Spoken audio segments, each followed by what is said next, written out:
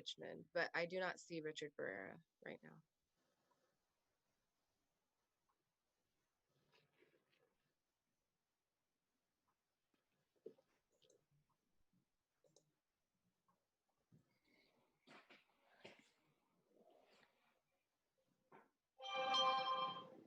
Mr. Burr, are you on?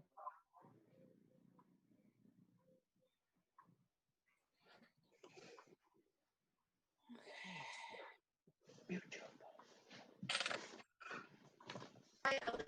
Hi. How are you guys? Doing fine. Hey, Kevin. How are you? I'm Good to see good. you.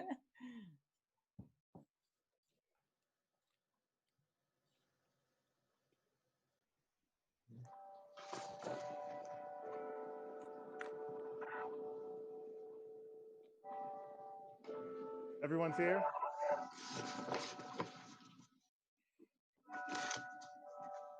Helen, you can start us off, Helen. Oh, okay. Great. Hello. As you all know, my name is Ellen Nash, and I'm the chair of the San Diego chapter of BAPAC. And we're so honored to have you here. The importance of this particular discussion around education is one of the pillars of the San Diego chapter of BAPAC with regard to education and equity and access. So I'm appreciative of all of you being here today. And we're going to just dive right into this subject matter.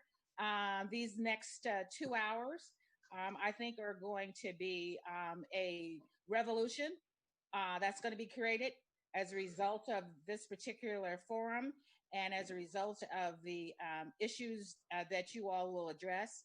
I hope that it will be very informative.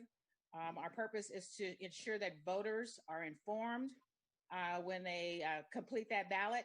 And I want to also thank the BAPAC Forums Committee, chaired by Brian Fletcher and Kevin White and Saleha Walin Balmir, for making this all happen today. And I also want to give thanks to Dennis Cartwright as our technical assistant that has made the technology happen for us.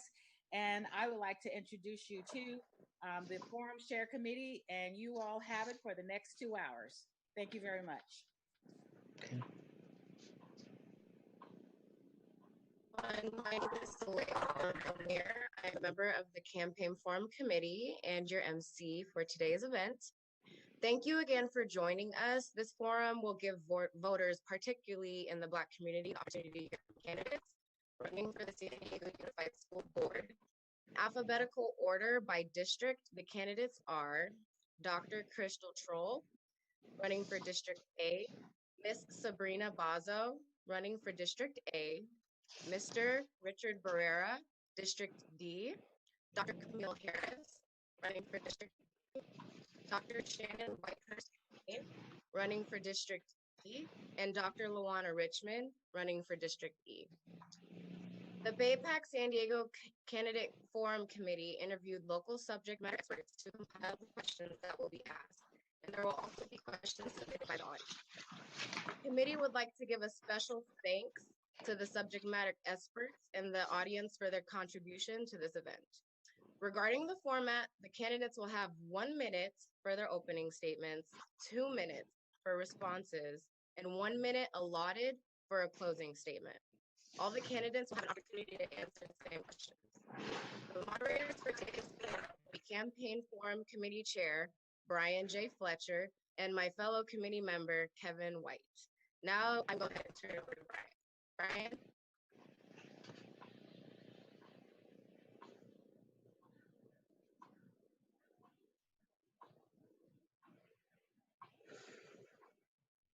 Brian? Thank you, Ms. Wallen Balmer. We'll start with the candidate introductions, beginning with Dr. Whitehurst Payne. Thank you, and good afternoon. It is now to everyone here today. I too want to thank BAPAC and in particular Mr. Brian Fletcher for all the hard work that you've done, and for everyone here who's with us today to find out what we're about and why we're running for office. Actually, I'm really excited about where we are right now in terms of being on the precipice of the threshold to make some great changes in the district. It's happened through this pandemic and through Black Lives Matter. The opportunity has arisen for folks like the Assembly people, Dr. Weber, to uh, bring back affirmative action, which is something that I spent 17 years working on in San Diego City Schools. And 2 years I spent as the affirmative action program administrator for San Diego Unified School District. Made great changes and continued to do that work even after I was no longer there. I've been concerned about that in the district, and this gives us some teeth to actually use the term to make it a priority for everyone. I'm really excited about some of the things that we're doing now with students in terms of having the digital divide to go away. This is our opportunity to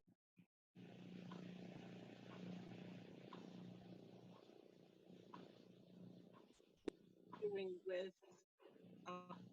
with the children in terms of the district had demonstrated that it's able to go ahead and provide food to every child, which is an example of a first level example of the things that we can do when we're mobilized and understand what the issues are, providing the digital divide. And now to move forward, we've broken the barriers with some of the learning, but this gives us an opportunity to really accelerate that learning process for all of our children by small groups, community by community, engaging the homes, the families in the learning process, because now they're part of the classroom through the digital devices that have been distributed to them. So we're on the precipice of a new digital divide, a new paradigm shift of learning and accelerating that process for all children. I'm excited about that. Thank you for this opportunity to participate. Thank you. Dr. Richmond? Good afternoon. Thank you, Brian, and the rest of the Forums Committee for BAPAC for all the work you did to make sure this was a fair and equitable process. I really appreciate that. I'm Dr. Luana Richmond, a candidate for District E, and the primary reason I'm running is really a labor of love. I've spent the last 15 years working in higher ed, where we were at the other end of the K through 12 pipeline, and a lot of the challenge we had in some of our recruitment efforts in terms of specifically addressing diversity were not being able to have an impact early enough to make sure that our kids were ready when it was time. I am running because I believe that our parents and our families and our children deserve someone who is going to be available to them and listen to them and advocate for them. And also, and we find ourselves at this intersection of two pandemics. Of course, the COVID-19, as well as the festering boil of anti-Blackness that has erupted in protests.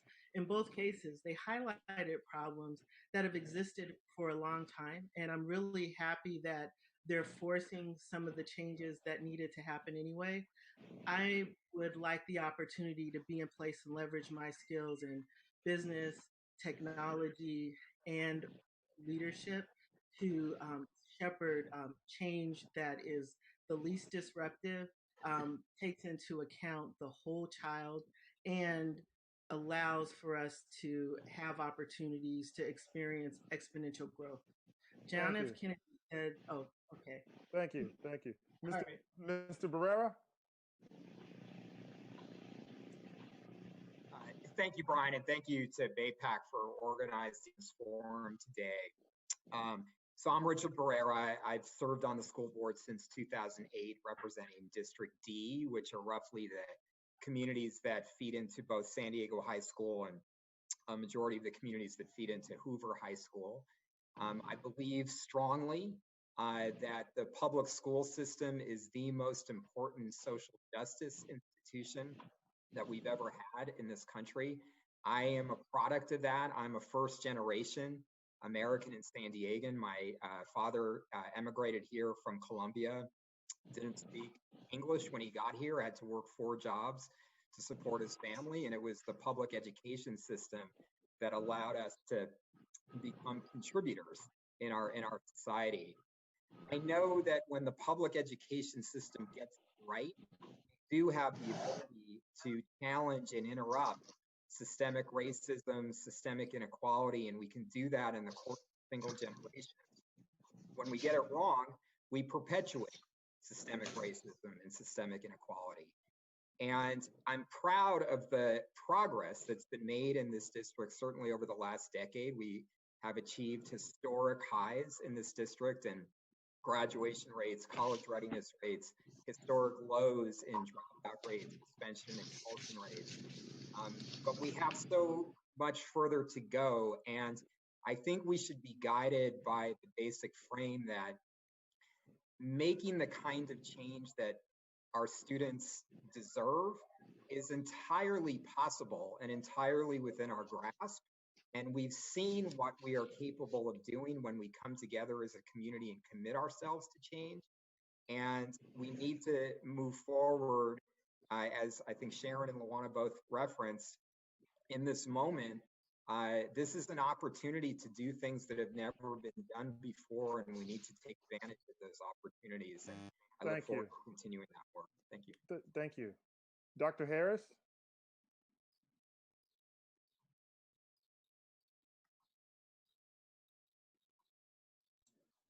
Okay. Good afternoon. I want to thank you all for inviting me here today. It's such a privilege to be here today to get to meet more members of the community. I have lived in San Diego my entire life. And originally I started out in the business community and then transitioned as a single mom into education. So I've been in education for about 12 and a half years now. I started out in K-12 and worked in K-12 in both for San Diego Unified and also to work in charter schools here in San Diego, and eventually transitioned into higher ed, which now I work for Miramar College as a career counselor and also work for Point Loma Nazarene University as a professor for the counselor education program. It is my heartfelt desire to be an advocate for students, having worked with students from K-12 and higher ed, and just seeing the need that needs to happen for our students so they have career readiness and they're able to compete in the global market. So again, it's just an opportunity to be here today. And again, my heart is to advocate for all students of San Diego, as this has been my home for a very long time. Thank you. Okay, next we have Mrs. Baza. Hello? Yes. Oh, yes. Yes, it's Bazo. I'm sorry, Baza. That's okay. Good afternoon, everyone. Thank you for having us. My name is Sabrina Bazo, and I'm running for San Diego Unified School Board in District A, which includes Mira Mesa, University City, and Claremont Mesa areas. And one of my primary reasons for running for this office is I believe that all kids deserve a quality education from their neighborhood school, regardless of where they live in our district. And I also believe that, unfortunately, that's not happening in all areas of San Diego. There are some that currently have strong neighborhood schools, but a lot that don't. And there's been a lot that has been done in that area, but there's still a lot more that we need to be doing. And a lot of parents are choosing to send their children to schools that are not in their communities, which we need to fix.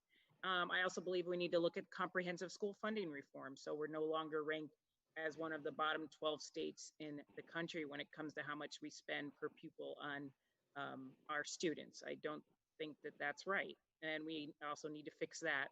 I'm a parent of 2 daughters who recently graduated from the Mira Mesa cluster schools. They attended those schools from K through 12, and I have 18 years of parent volunteer leadership in the districts, both as PTA president at the elementary and middle schools. I was foundation president for 6 years at Mira Mesa High School, which is the largest high school in the district and a very large foundation. I still very proudly serve on that foundation as their community liaison. And I also serve as a board member on the Mira Mesa Town Council. And I have a proven track record and experience it's going to take to work effectively in this position. And I'd be honored to serve as your next school board trustee. Again, my name is Sabrina Bazo, and I'm running for San Diego Unified School Board in District A.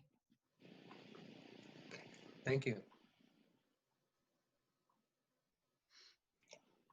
Dr. Dr. Troll? Dr. Troll?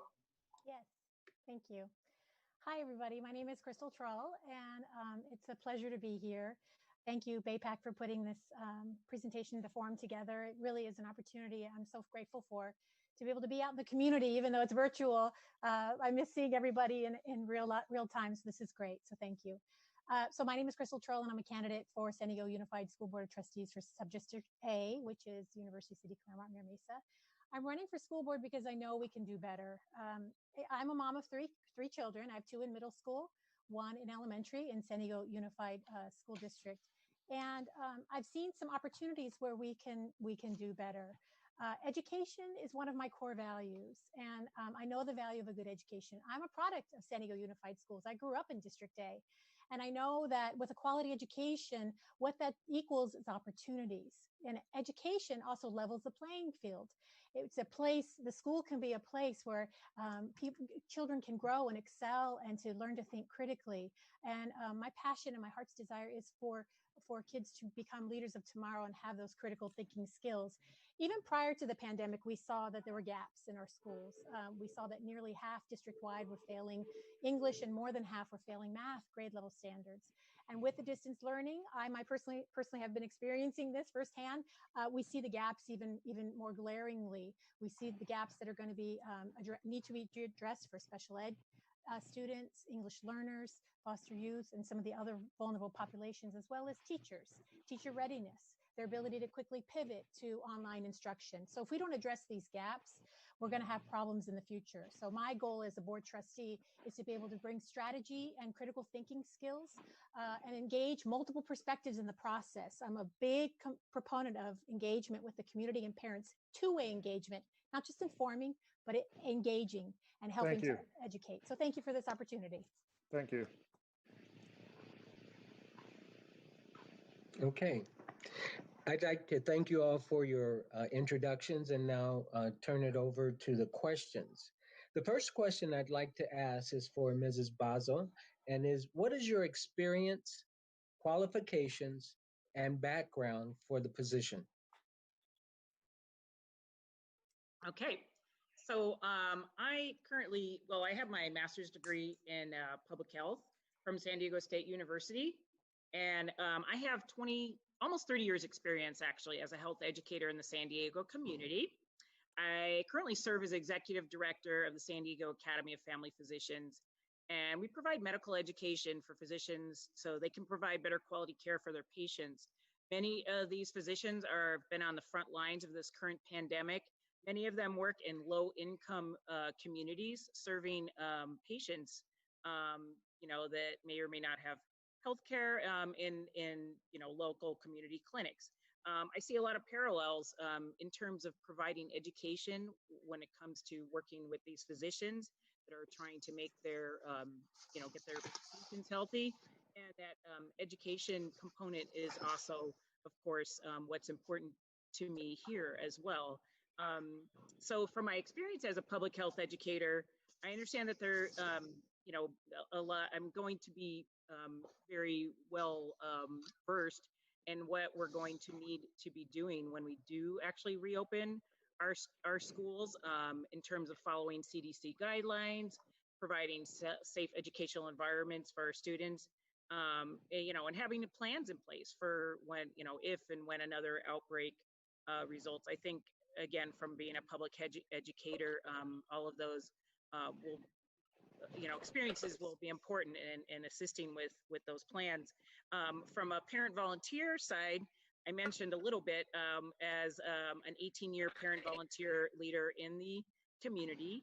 I've worked, with PTA parents. We've increased membership at the grade school and middle school when I was PTA president. At the high school, in addition to working as foundation president, I've also worked on SGT and SSC from K through 12, actually, in terms of working on site modernization plans. I've also been on principal interviewing committees.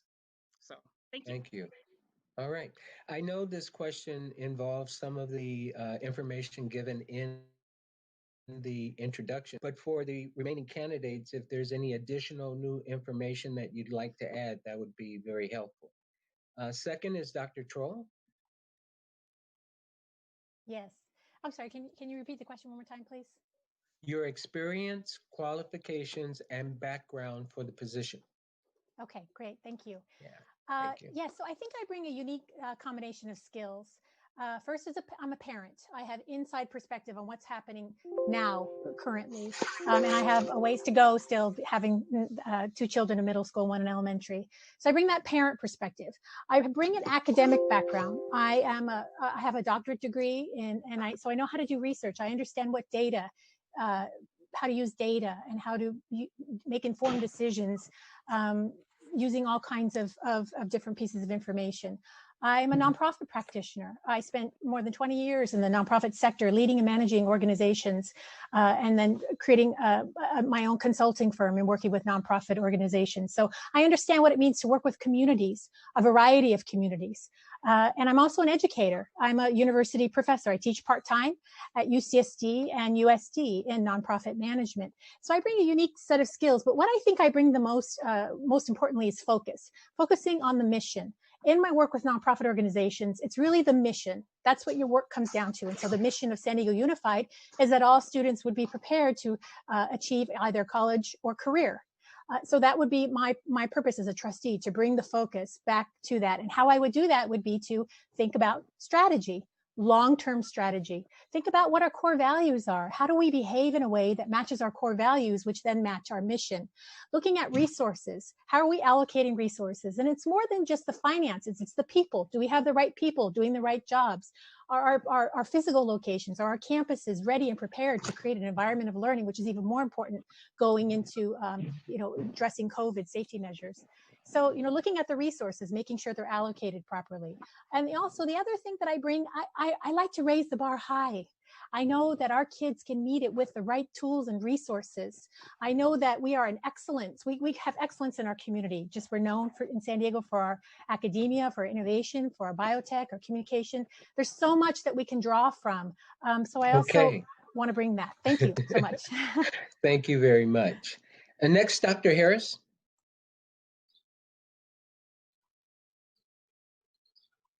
Dr. Harris?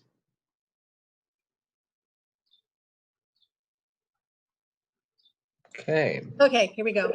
Okay, so I have a very diverse background. I started out in business, and so I was in banking for over 10 years, and then eventually went into a nonprofit, worked for a nonprofit as a career coach. And then after that, decided I needed to go back to school, and I have a master's in educational counseling, which I worked for San Diego Unified for about 2 years as a counselor in the school district, working and managing 2 to 3 schools at one time as a counselor. And then eventually went into, did some work at a charter school as a contract counselor. Then also transitioned into being an educator and became a professor at Azusa Pacific University, taught there in their counselor ed program for 5 years, and then eventually went over to Point Loma Nazarene University and have been there for 7 years as an adjunct professor teaching in counselor education. And then now also I'm also work at Miramar College as a career counselor there as well. And then also just to let you know, I have a doctorate in educational leadership and then my master's in educational counseling. So that's my background and qualification. So yeah, I have a very diverse background. I've been, in the private sector, been an educator, and also I'm a single mom with 1 son and raised him by myself. And so it's been, and it's been an experience because my son was in the public school system, tried him in the private school system. I homeschooled him at one point in time. So I have a very diverse background in seeing all sectors of education as to what works. And basically, especially as a counselor. Terrell, how disruptive is it? What? Hello? Continue. Okay. I think that was technical. Okay. Sorry. Okay, that's all right. So, so as a counselor, I approach it from a very different perspective, and it's according to the ASCA model of counseling. It's social, emotional, academic, and career. And then also it's the entire scope and looking at children from a holistic model, to see what, because each child learns differently. And so as a counselor, I'm always looking at that as to what is best for kids. And then also to kids who have learning disabilities. I need to approach and different, I'm a proponent of differentiated instruction. So that's about wraps it up.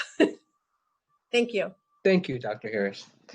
All right, next we have Mr. Barrera. Thank you, Kevin. Well, so before I served on the San Diego Unified School Board, I had worked as a community organizer and as a labor organizer for a couple of decades. I grew up in San Diego County in El Cajon. I went to El Cajon Valley High School, got my bachelor's degree from UCSD, and have a master's in public policy from Harvard. I spent a couple of decades working in communities here in San Diego, but also in Little Rock, Arkansas, Chicago, Illinois, other parts of the country, to work with people in distressed communities to envision a future where people could take control of their own neighborhoods, building affordable housing, creating small businesses, reducing violence, and improving public schools. And I've also worked, as a labor organizer with home care workers, with healthcare workers, grocery workers. And so, my career has been spent working with people in communities to take control of change and to make change. In the 12 years that I've served as a school board member, we started when the last recession hit. So, which at that point was the biggest crisis in the history of our school district, the largest budget cuts in the history of our school district. And we were able to pull the entire community together, parents, teachers, students, administrators, community leaders, to develop a long-term plan to prioritize the strategies that actually have shown to be most effective to improve student outcomes. And so over that time, we now have, I led the effort to make the UC A to G curriculum the standard for graduation. A lot of people, when we did that, said, you're raising the bar too high, that you're not going to be able to achieve that. And students have, in fact, blown past any previous graduation rates. So we know what's possible when our community comes together, and we have achieved very, very strong results in my time on the board, and we've got a lot of work left to do. All right, thank you very much. Appreciate that. Next, we have Dr. Richmond. Thank you for this opportunity. I'd like to start by saying I'm a former foster child turned single mom who raised 2 children while working, doing community service, and going to school myself. So I think that I come with a lens that has compassion for a lot of our students and families that will need the most support as we face some of the challenges ahead, as well as the challenges that were already on the table. My academic background includes degrees in operations management, information systems, and my doctorate is in educational leadership. My research focused on strategic planning, collaboration, and innovation. I have certifications in project management, change management, and Shingo Lean, which is a cultural approach to creating a culture of innovation and inclusive engagement from the bottom to the top so that everyone has skin in the game. I believe that those experiences, coupled with my years of community service, doing volunteer work, supporting nonprofit, as well as public entities involved and engaged in the education enterprise, my 2 years of experience serving as staff advisor on the UC Board of Regents, where we were facing a lot of challenges in terms of how to change or evaluate the retirement program. We were dealing with how to address charges of sexual harassment of faculty and staff, as well as student to student in relation to Title IX. And I also am very engaged. I create educational events such as the Afrofuturism Lounge that I do in the summer during San Diego Comic-Con, boo-hoo, not this year, where I bring together students and families and community members to expose them to the arts, and I collaborate with educators, artists, and business leaders in order to share information and leverage that opportunity. All right, appreciate that. Next, Dr. Whitehurst-Payne. Again, thank you for this opportunity. In addition to the things I mentioned earlier, I'll just mention roughly that I have a BA and MAT from Duke University and PhD from UCLA, but I also was educated in the segregated South in Virginia, the Jamestown, Virginia Beach, Norfolk area, and Hampton Roads, the Tidewater area. So the year after I left, a couple of years later, they closed out all the segregated schools. So I know about that experience, and I happen to come from the most successful class that my particular high school had. We had a reunion last year, and we were successful. So that's foundational for me. I know that children of color, African Americans in particular, can succeed and in mass, not just one or two isolated students, but the group can succeed and achieve whatever it is they're interested in doing. I want to say that I have done a lot of things. In addition to being on the board for the past 4 years plus, I have also been on a lot of public and community boards. Right now, I'm on the Elementary Institute board, the Education Fund, et cetera, and we do a lot of things in this community to meet the needs of our children. One experience that you may not know about is that I've been a court-appointed special advocate for foster child. And I was involved at the San Pasquale Academy. My children came from San Pasquale Academy. They were the children who did not succeed in homes, in families. So they were placed there at the academy. And the judge requested me to those cases. And I was so proud because they were able to graduate from high school and go on to community college and move forward in life. So I was really proud of them to understand those issues. Thank you. All right, appreciate it. Okay, our next question is for all the candidates. What is your interpretation of the challenges faced by the community in your district? And within the past 4 years, what have you done to help minimize these struggles? And I'd like to start first with Mr. Barrera. So my district, District D, the majority of students in the majority of schools, we've got 90% students qualifying for the free and reduced lunch program. We've got very high percentages of English learners, many recent immigrants to the country. And what we have done is we've said, as Sharon just talked about, that whatever challenges students are coming into our schools with, we believe that they can overcome those challenges and achieve great things in the time that they're in school and go on to achieve great things. And so by setting high standards, for instance, we've seen rates of African American students who have graduated having passed all of the A to G classes go from under 40% to now 2/3. Latino students under 30% to now 2/3.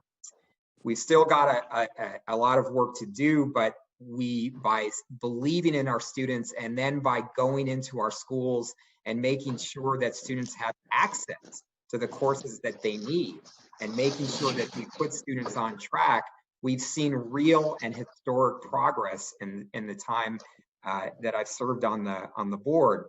We've partnered with our community colleges so that our students can dual enroll and actually graduate from high school 1 or 2 years into being able to get their bachelor's degree. We have by 10 times increased the number of schools that offer biliteracy programs. So we went from a district that didn't believe in bilingual education to a district that now makes biliteracy the goal for all students. So all of these, we start with the premise that a student, no matter the challenges that they come into our district with, is bringing tremendous strengths. And if we can recognize those strengths and build on those strengths, not only will students individually do better, but as a system, we will do better. And Okay, that kind of approach is what I'll continue with. Thank you. appreciate that. Next, Dr. Whitehurst Payne. I'll repeat it again. What is your interpretation of the challenges faced by the community in your district, and within the past 4 years, what have you done to help minimize those struggles? Again, thank you for this question too. When I first was selected last year, 4 years ago, February 23rd, 2016, I observed that Crawford High School had been forgotten by all of the board members for years. It was at the bottom of the pack in terms of services. They, in terms of remodeling the school facility, just in every way you could think about, Crawford was just not recognized in the district.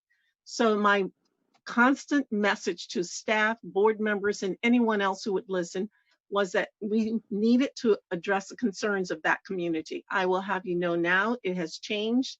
The paradigm has shifted on that. They have a wonderful school in mind now for them. The community feels more uplifted because they recognize the board gave them what they needed and is continuing to work with them. The year that I came on board, they started doing the community events that have now continued for 4 years. So that's something that I'm proud of that we're doing. We've made wholesale changes. At Lincoln High School, they seem to be going around in a circle. I didn't have a problem going in making drastic changes there. I stood up on every TV camera and said they need change. Not blaming anybody for anything, but they need change. And we made those changes. In terms of the, when the food pandemic came up and we sent children home, I assured them that we would see that they got food. We did. We're now giving out more than 50,000 meals. We've now given out more than 2.5 meals. We've given out more than 50 learning devices. We're doing what we can. There's an announcement in the paper today with Qualcomm helping us to meet those needs of the learning divide, et cetera, and I could go on. Okay, well, thank you. Thank you. Next, Dr. Harris. Would you like me to repeat the question? Yes, please. Thank you. Okay. What is your interpretation of the challenges faced by the community in your district? And within the last 4 years, what have you done to help minimize those struggles? Okay, thank you. Okay, from what I've read and understand, again, I'm in District D, Sub-District D, just so you remember. What I have observed and read and what's going on in the district, first of all, I know the diversity within my district. There's different cultures, ethnicities, and we have English language schools. We have children who are children of refugees, and which I worked at a school here in San Diego, Ifton Charter School for 5 years, working with children who are from refugees from Somalia. So I've worked with those children over there. So I have a kind of an overall understanding as what's going on with the different cultures. And we have a melting pot here in San Diego, especially in my district. So, so not only are we dealing with that, from my understanding, what I see needs to have happen, we need to reach the children and the families as to where they're at. Those are, some challenges that they have, and the different, with the loss of jobs, parents, how are we going to support parents right now? And they have to work, and how can they work and actually teach their children at the same time? I know the district has rolled something out recently here to meet the challenges of us having to go to online environment. So there's a lot of different challenges that we have, and I know that I haven't read the full plan of what the district has yet, but just from what I've read recently, as early as this week, as the challenges that we have with that. So how are we going to approach that? So that's something that what I've been reading at, and in fact, I'm taking an online certification class right now to see how can we engage our students? My dissertation was on student engagement and motivation. So I want to be able to know and understand, how can we reach our families? How can we reach our students? And as far as what I've done, I haven't actually been involved in the community because I am an educator, I'm a counselor, I'm already involved in the community for the last 12 years. And so that's my part that I've been doing. And I'm hearing from my students what's going on presently in 3 different districts across San Diego. So, and I support them and give and counsel them. So thank you. Appreciate it. Okay, next, Dr. Richmond. Thank you for asking that. I think first and foremost, we have to acknowledge that a lot of the students impacted by the digital divide, that isn't new, by the way, are in District E. We're dealing with the fact that many of our students are dealing with food insecurity. Some of them are dealing with severe trauma and just the challenges that they have to face just to start their school day. We have some students who are struggling with distance learning because they don't have a place that they feel comfortable unmuting or turning on their video. We have students who also on the other end who often get ignored in areas where you have schools with challenges, who are really high performing students who don't have access to the advanced placement or international baccalaureate coursework that they need in order to help them get into the Ivy Leagues that they may have had conditional acceptance to. We have families where there are language barriers, and quite often the parents aren't engaged in the way that we might like them to, and perhaps some outreach that is sensitive to their situations will be more effective. In terms of what I've done, I've spent the last 4 years working with the Central San Diego Black Chamber of Commerce as chair of their scholarship committee. I've been on the board of Detour Empowers, which does the Fancy Expo every year where we serve teen girls, where our mission is to focus on academic and employment opportunities for teen girls. We go to the schools, we have a leadership academy. We also work with girls that are transitioning out of juvenile justice system. And just for those of you who don't know, FANCY stands for Focused and Naturally Confident Youth. Through that program, we have one young lady who's at UCLA, who's also a Gates Millennium Scholar. We've sent young colleges, and so I've been focused in the way that I could. From all right. Thank you very much. Appreciate that. Next, Dr. Troll. Yes, thank you. Thank you. So it's a great question. I'm constantly learning about new issues. You know, being in the schools for the past 7 to 8 years with my own children, I have seen firsthand some of the issues that we as parents are confronted with in terms of just making sure that parents are engaged. Oftentimes, people in District A, specifically in the Claremont community, feel as if the district really doesn't care about their input. They'll attend meetings, they'll give their feedback, and then nothing's ever done with it. So parent engagement continues to be a problem here in Claremont, and I would imagine along District A, Mira Mesa, and University City. My involvement in the PTAs, I sit on 2 PTAs at both schools. I sit on both school site council, school governance teams. I'm the DAC rep for both schools, the district advisory committee. And so I've been making decisions, helping to make decisions collectively about equity. You know, Claremont, well, actually the District A, Claremont, University City, Mira Mesa, you know, we have some of the same issues district-wide. We have about half of our student population is eligible for free and reduced lunch. We have equity issues. In Claremont, you could have a school that has, you know, no Title I funding, and then you have a school right down the street that has a large majority of Title I funding. So we have a complexity to our issues. However, I will say moving forward, distance learning is something that we really are going to have to address what the gaps that have occurred because of the distance learning. So I sent out 2 surveys into the community all throughout the district, all throughout San Diego, to really understand what are the impacts of distance learning. And so far, it's been overwhelmingly, distance learning has negatively impacted children and students.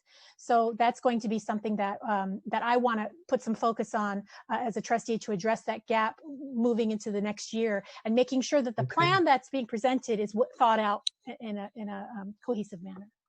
Thank you. Thank you. At this point, I'd like to turn the forum back over to the chair, Brian. Brian? I don't think Sabrina had a chance to. I didn't get a chance to answer that last question. Oh, I'm sorry. Oh, I'm so sorry. I was looking at. That's okay. I know you have a lot of people to keep track of. Please take it. Sure. Yeah. So thank you. Yeah, I also believe that District A is a very mixed district. I know that actually in Mira Mesa, we have about 60% free and reduced lunch on average in our schools. and probably similar, it sounds like similar numbers in Claremont. But then in University City, you have a little bit more affluent population, not all, but so there's definitely a mix. We still, have a lot of students with learning gaps and, areas that we need to focus on.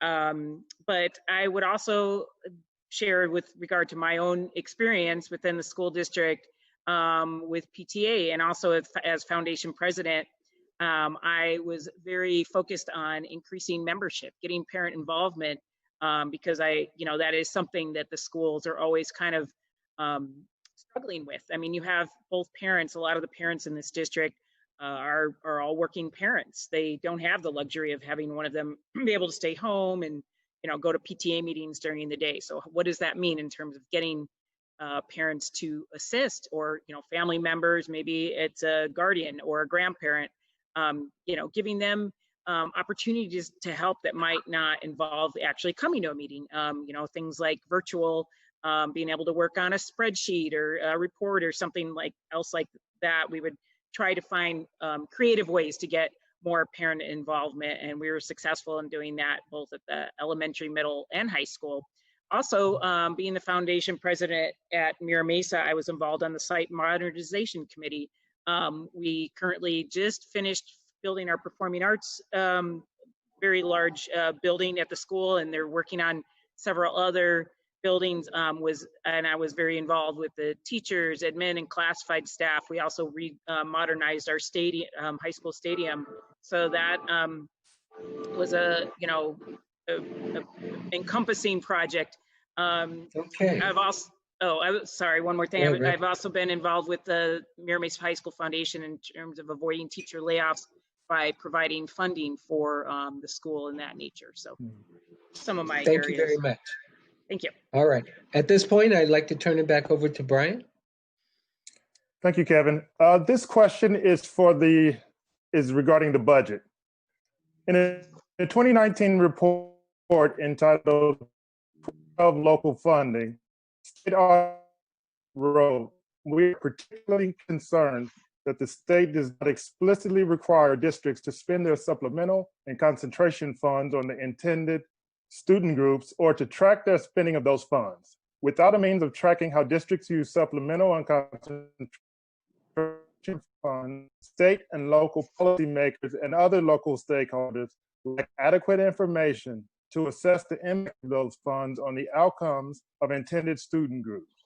Although regulations adopted to implement FF, or local control funding formula, require districts to use these funds to increase or improve services for intended student groups, the regulations do not create an effective means of ensuring that districts do so. However, districts can treat any supplemental and concentration funds that they do not fully spend in a given year as base funds in the following year, meaning that the districts can use the funds for general purposes that do not directly serve intended student groups. My question is, do you agree with the state auditor that there is a lack of accountability associated with LCFF funds and that often the local use of the funds don't fully benefit the students they were meant to serve? And if so, why?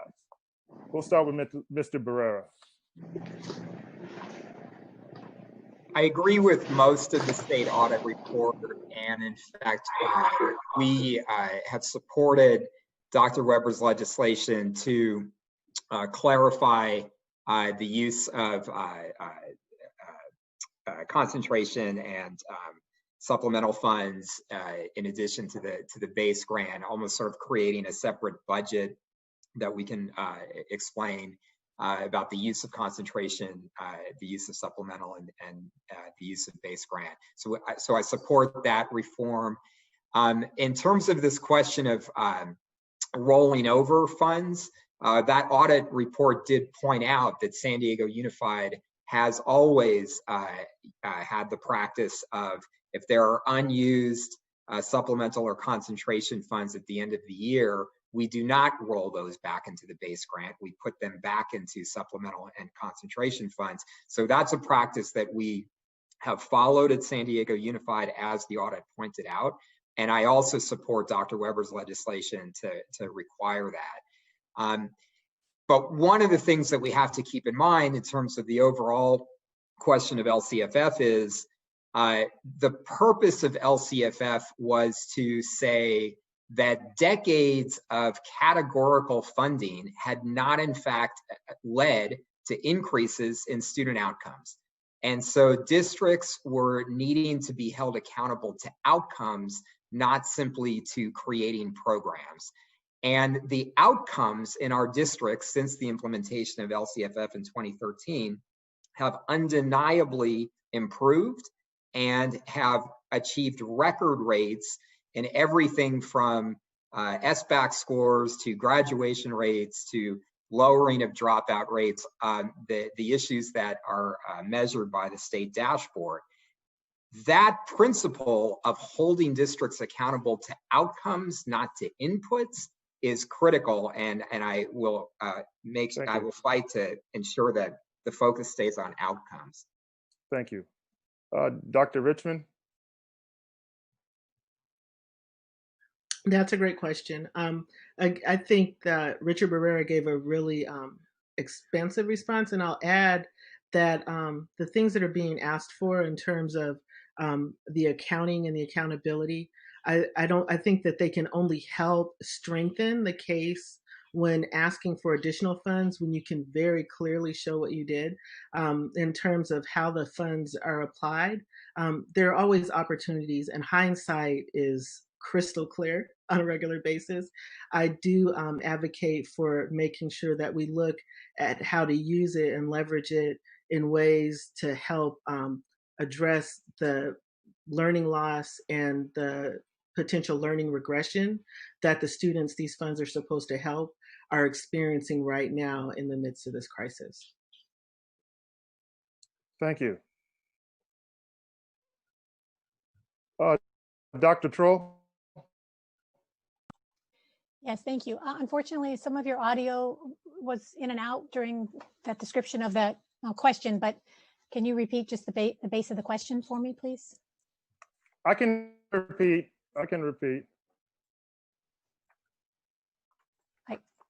I think you froze. Do you agree with the state auditor that there is a lack of accountability?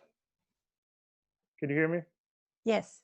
I'll repeat the question. Okay, thank you. Do you agree with the state auditor that there is a lack of accountability associated with LCFF funds, and that often the local use of the funds don't fully benefit the students they were meant to serve? And if so, why?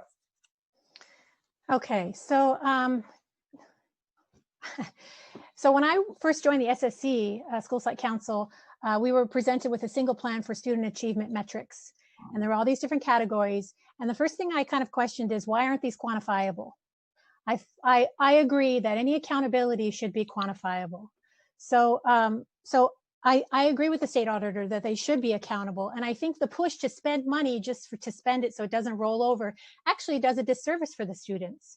In terms of strategic thinking, if a school site's going to be able to plan ahead, they need to be able to allocate those resources so that they meet the intended mission, right? So if the intended purpose is to benefit the populations for that funding, they need some flexibility to be able to ramp up programs that may not have a shelf life for an academic year.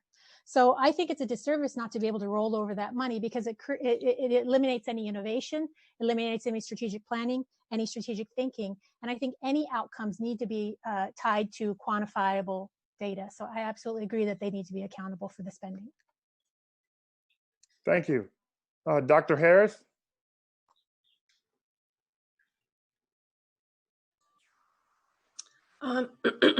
I also agree with that there is a lack of accountability. I am not, to be honest with you, I'm not completely familiar with all of this. So, but also I see that there needs to be an accountability as to the use of funds of what's being done in support of students. So essentially, I just, like I said, honestly, I can't answer that question other than agreeing with Mr. Barrera and what Crystal and Dr. Richardson just said as well too. So as far as that goes, I just agree that there is a lack of accountability just from what I've read so far and I've done research on. So, but yeah, I just think so long as we're doing our children a great disservice if we're not using the money for what it's intended. So and especially those students who are at who are not getting who aren't getting their needs met in education. So that's all I have to say. Thank you. Ms. Bazo? Yeah, I would also echo that. I agree that what the audit had to say sounds fairly accurate for the most part. But I'd like to add that I do think it's also important that schools have the flexibility to spend the funds in the way, you know, obviously looking at where it's most needed, but also, you know, schools know, I mean, from working or being on SGT, PTA, you know, since my kids are in kindergarten, they know best what their kids need, and having that flexibility is very important for the school staff to be able to address those needs, you know, as they feel that they, you know, that will best be utilized. I also think just looking at funds, I mean, if we're just looking specifically at how many dollars are spent on a program, it's not always the most important component.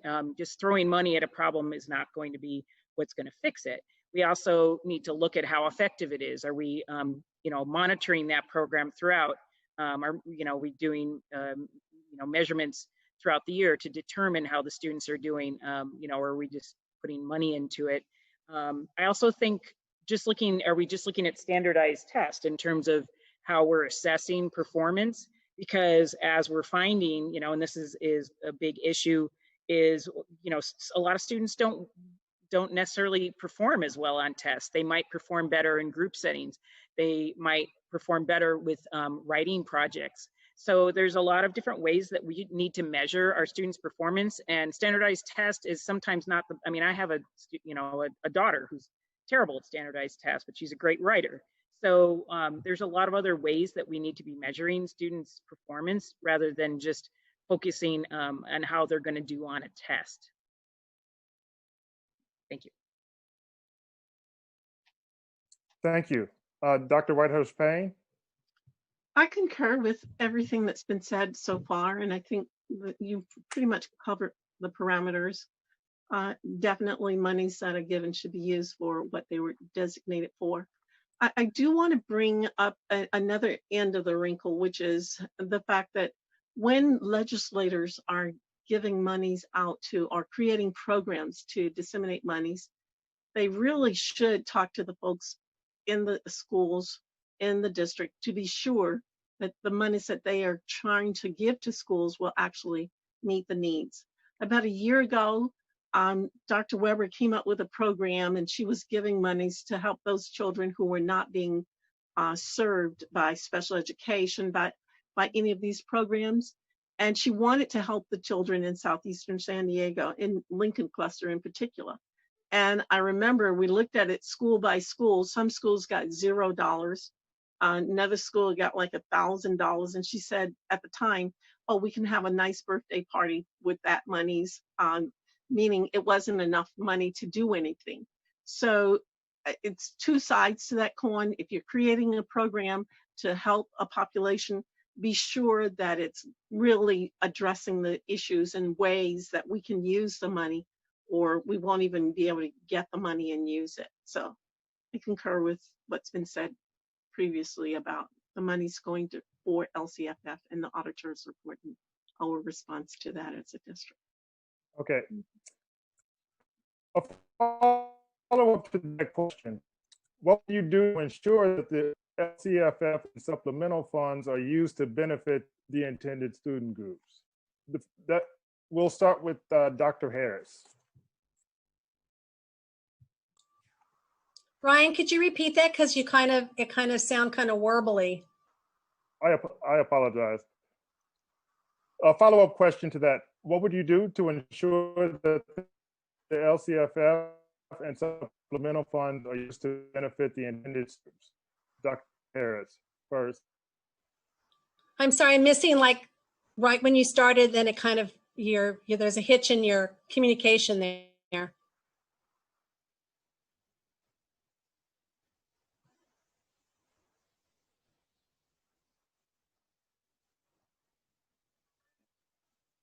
Hello? Hello? So I can take over for Brian. Okay. Okay. All right. So for a follow-up question for the following question was, what would you do to ensure that the LCFF and supplemental funds are used to benefit the intended student groups, disadvantaged children, minority children, ESL, foster kids, etc.? Starting with Dr. Harris. So how would I make sure, how would I assure that they're being spent accordingly? Is that what you're saying? If I'm understanding the question, because you kind of broke up also, I'm sorry. Yes. Okay, yeah. How would you ensure the funds are spent accordingly? Well, I mean, from my perspective, I believe that should be done. Who has oversight of that should be, have someone that they report to. There's got to be accountability to someone. So, I mean, we can't, tie someone's hands up to make sure that they're doing it. So there's got to be an accountability process to make sure that it's being spent accordingly. And like what Dr. Whitehurst Payne said, that when she spoke about Dr. Weber and about having a nice party. So it's like we got to look at each school site is different in every single section of San Diego. So there has to be an accountability. There has to be some kind of oversight to make sure that the monies are being spent accordingly for the intended group of students that need the money. So that's the only thing I can think of. There's got to be an accountability. There's got to be someone who's going to oversee to make sure that we're doing our job as board members to make sure the money's being spent where the need is at. So that's my perspective. Thank you. Thank you. And Dr. Richmond? So for me, when you consider the fact that of the 12 schools that showed up on the bottom as the worst schools in California in the California dashboard, of that 12, 7 of them are in District E. So I can assure you that that would absolutely be something that would be a priority for me in terms of paying attention and making sure that resources and attention are directed to try to help address that and bring those schools out so that in particular the 2 schools that were holdovers from the prior year are not then again on the same list a third year. Of course, COVID has changed a lot of things, so I'm not really sure how much can be done, but we'll make every effort to make sure it's being targeted towards improving where those improvements are desperately needed. Thank you. And then Mr. Barrera. Thank you. So again, what we need to do is focus on outcomes. If our students and the groups that you talked about, low income students who qualify for free and reduced lunch, foster students, English learners, students with disabilities, if we focus on improved outcomes, then that should be, if outcomes are improving, then we're spending the money correctly. If outcomes are not improving, we're not spending the money correctly. So in the case of what's happened in our district since the advent of LCFF in 2013, again, we've seen dramatic 80% improvement in among African-American students who have graduated having passed all of the UC A to G courses. Over 100% improvement among Latino students. Improvements on SBAC scores, decreases in dropout, suspension, and expulsion rates. English learners, long-term English learners, the number of students who continued in our district having not been reclassified as proficient in English, we've cut that number in half. So, and we've got a lot of work to do, particularly with foster students, homeless students, students with disabilities. But by focusing on outcomes, that's how we hold our system accountable. Here's what we shouldn't do. We shouldn't have bureaucrats who are making sure that a dollar is spent for a student, for instance, an English learner, and the only way to document that is by pulling the English learner out of class to go to some special services, rather than focusing on the building the capacity of the teacher to teach all students in their class. We shouldn't be pushing students out for the purpose of documenting that we're spending the money correctly. We should be keeping our students involved and focusing on outcomes. So less bureaucracy and more focus on outcomes was the point of LCFF, and we need to hold ourselves accountable to outcomes. Thank you. Thank you, Ms. Rivera. And Dr. Whitehurst, please. Again, I agree with what's been said, but one of the things that right now, those reports can be found on the website with how monies are being spent via schools, et cetera, through the finance department. But there's a missing component that we've not talked about, and that's the SSCs, the school site councils, and their role in this whole business of spending. One of the things that I've insisted on for the last 4 years on the board is development of those SSCs, school site councils, so that they will know on the site, the parents, the community will know at the site level how the funds are being spent and can have meaningful dialogue at that level, so that it doesn't just come to the Ed Center or to the central office with signatures and kind of, as people put it, rubber stamped, but that there's meaningful dialogue at the site level to ensure that those specific needs of that school site are being met. And that's something that we were working on, and I'd like to continue and accelerate that in the future. Thank you. Thank you, Dr. Whitehurst Payne. Ms. Bazo, please. Yes, I agree with a lot of what has been said in terms of ways to monitor the spending. Also, I'd like to add to that that communication is really key. I've been involved with, at a lot of cluster meetings within the Mira Mesa community, and having all those school principals and also parents and other leaders within the schools is important to that discussion. And when you have that familiarity where that those individuals, and you can start really looking into what the issues are at all the different schools, because they're going to be different from school to school. I think also another thing we lack is more communication between the school board members and the local schools. I think in some cases it's very good. I think in other cases, schools feel that maybe they don't have communication or are not feeling like they can have ongoing communication with the school board. And I think that's very important. So things like town hall meetings, even now in the COVID age, you can hold a town hall meeting similar to like a congressional candidate, and find out what the concerns are in the community, and also separate ones maybe for staff members to get some of those answers. And then also working with some of the teachers. Let's if we're identifying the low performing schools, we also need to look at teacher training. Are there teachers that are not effective for whatever reason? Maybe they're a new teacher, maybe they don't have some of the learning skills that they need to get across to those students.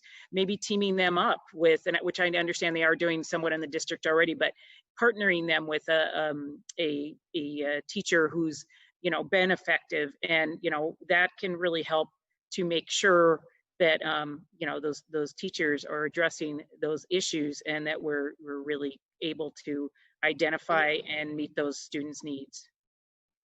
Thank you, Ms. Bazo. Dr. Troll?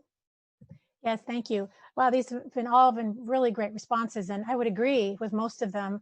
And the thing that I would add would be, we have to look at outcomes on a longitudinal level. We have these clusters that are in each of the different districts, sub-districts. And, it will be important to follow the cohorts of students rather than year by year. We look at a third grader this year, and then they have a fourth grader. Let's track those third graders over a period of time, and have check-in points where we can really create an intervention that would be most meaningful at that point. And I think it's easy to come up with like technical solutions. Let's just look at scores. Let's just look at, all these data points, but they have to look at some of the adaptive outcomes too. What are some of the extenuating circumstances around different cluster dynamics, like transportation, socioeconomic issues, family life? There's so many pieces to the outcome that is more than just a data point. a quantifiable data point. We have to look at this as an entirety. So in order to make sure that those resources are being used for those populations, we have to make sure that we're developing tracking mechanisms that account for both technical and the adaptive, and that follow a cohort model. Thank you. We're going to go ahead and give it back to Kevin for the next question. Okay, thank you. And again, I want to thank everyone for their answers thus far. There's about 40 minutes left for the forum, and we have quite a few more questions. So for these questions, I want to make sure for the 2 minutes in the response that I give you a minute and 45 seconds. At that point, I'll say 15 seconds. And then when we get to the 2 minutes, I'll say thank you. And you know, hopefully that you'll close up immediately, okay? That way we can get through more. The next question is very important, and that is the issue of diversity. And so we would like to ask the candidates, do you have a plan to recruit, promote, and retain minority teachers? And I'd like to start first with Dr. Whitehurst Payne. Absolutely. I have a plan. I've implemented a plan, and I'd like to see that plan come back again. I implemented a plan of bringing in diverse teachers, starting with African American males, and then training them, and then moving forward from that point. We recruited all over the nation, we couldn't find them. We created our own. We started a creative program here and brought in through the universities, partnering with the universities to bring in those students. We have the foundation of that program now. I'd like to see it ramped up, especially if some of our teachers go out the door and decide that they want to move on and do something else and we need additional teachers. It's an opportunity right now to bring folks in as intern teachers. In terms of the other levels, management levels, with bringing back the affirmative action program, we then have goals, specific targets, and we move towards those goals and targets at every level so that the district is a reflection of all student populations and not just one or two. I'm ready right now, packaged, already know what to do, how to implement it. Don't have to think about it, just do it. I've done it before successfully. And the results of my work are still working in the school districts and classrooms as administrators, etc. But I'd like to see that now, as some of them are moving off and retiring, that we do it again, bring it in full force, working together to ensure that we have diverse populations. 15 seconds. All students at all times. Thank you very much for that. Oh, thank you very much. Okay, next we have Dr. Richmond. Thank you. That's something that's near and dear to my heart. I've been actively engaged in outreach and recruitment through my university almost since I first started working there. So there are a lot of programs, modern programs that exist now in other states that didn't end affirmative action. So there are models that are already in place and best practices that leverage technology and outreach mechanisms.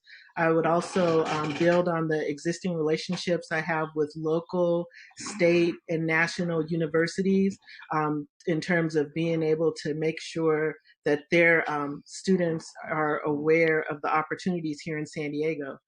Quiet as it's kept, this is still considered America's finest city, and people love opportunities to come and move here. And we just have to let them know that they're welcome and will be treated in a way that would make them want to stay. Okay, thank you. Mr. Barrera? Thank you. So this is, I think, along with really implementing our ethnic studies for all curriculum, this is the major issue in our district moving forward, and it's certainly my top priority issue. Where Sharon and I first got to know each other was working together 7 years ago. The district, in partnership with the teachers union, we created a task force to develop the plan that has now been in operation for several years. And the plan has two goals. One is, how do we make sure that our teaching force and our administrators mirror the diversity of our student body? And we've got a lot of work to do, because when we started the task force, about 3/4 of our students are students of color, but only about 1/4 of our teachers and administrators were people of color. That number has steadily increased, and today we double the national averages in diversity of both our teaching staff and our administrators, but we've got a long way to go. And the other goal, and this is near and dear to Sharon's heart, was to identify students in our district that would want to become future educators and create a pipeline to support them through college, getting their teaching credential and coming back into our district. So if we've got a young student right now, an 11th grader at Hoover High School, who wants to become a teacher, our job as a district is to support her all the way through her college, her teaching credential, and have her come back and teach at Hoover High School in a few years. And that is, we've got some programs, 15 seconds. that we've been making, a partnership with the community colleges, National University, but we've got a long way to go. But those partnerships, like Sharon said, they can easily be activated because the connections with the higher education are right there. And Sharon's point about repealing the ban on affirmative action is so critical in terms of diversifying the people who are going into our teaching credential programs in higher education. Okay, thank you. All right, next, Dr. Harris.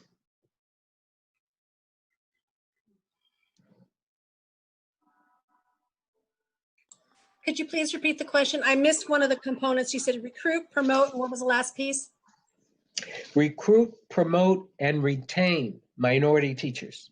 Okay, so what I know from my perspective as a educator, a professional educator, is what I see is that what needs to happen, and I know I've attended many career fairs on campus, and also too, I've seen what we've done at our campus at the community college district, is we need to be present on these campuses. And even like what Mr. Barrera says, even like go to the high school level. A lot of times when I speak to students about whether they're interested in becoming teachers based on what they're describing, what they want to do with the rest of their life, they need to, that we need to be able to explain to them just the impact we can have on students. I've had in the last 5 years, I've had male students in my counseling program of color, and oh my gosh, just to see the difference of what these young men have done, you know, African American and Hispanic and Latino students, to how they impact these students at the high school, middle school, and elementary school level. It is so amazing to see how what an influence they have, and they have someone they can aspire to. But also to, like I said, we need to be on those campuses explaining this to these young students, what it is you can do in education, to understand the responsibility and the scope of it. And also to be able to, because I know just from the research, a lot of people are discouraged about teaching because the first 2 years are the most critical for a teacher, and they have teacher burnout. And so those are the things we need to explain to them, and also equip our teachers, our young teachers as they're coming in, so they don't get burned out. 15 seconds. Okay. So, so yeah, that my big thing is outreach, just like Dr. Richardson said, outreach, and also to go to the different campuses, high school, community college, and the four-year colleges. We need to be out there, and also to be able to give understanding in the admissions office to recruit. Thank you. Okay, thank you. And Ms. Bazo? Yeah, again, I think there's been a lot of good points made. I would actually, in terms of identifying those who would be, who'd be effective teachers, I think it would be, advisable to start at the elementary school level and have a program where, as a teacher pipeline, we're looking at kids, starting from, even early elementary, in terms of being able to identify those students who you think would be good teachers, and getting them in that pipeline early, getting them interested, so they're already thinking about that. So when they're getting to the high school, college level, they're already, have absorbed a lot of that. When I was working at Sandburg Elementary as the PTA president, we had many career days that I organized. And, you know, thinking back, I don't think we ever had one of the teachers as one of our, you know, speakers. And why didn't we? I mean, that's something that we really need to highlight starting early, because the kids are interested. They want to learn about careers. And I think, you know, making that, you know, showing them that that's a wonderful career. Both my parents were public school teachers, and just, you know, shining a light on that a little bit more. I also wanted to add that during this pandemic, within the last 6 weeks, we started a student tutoring program.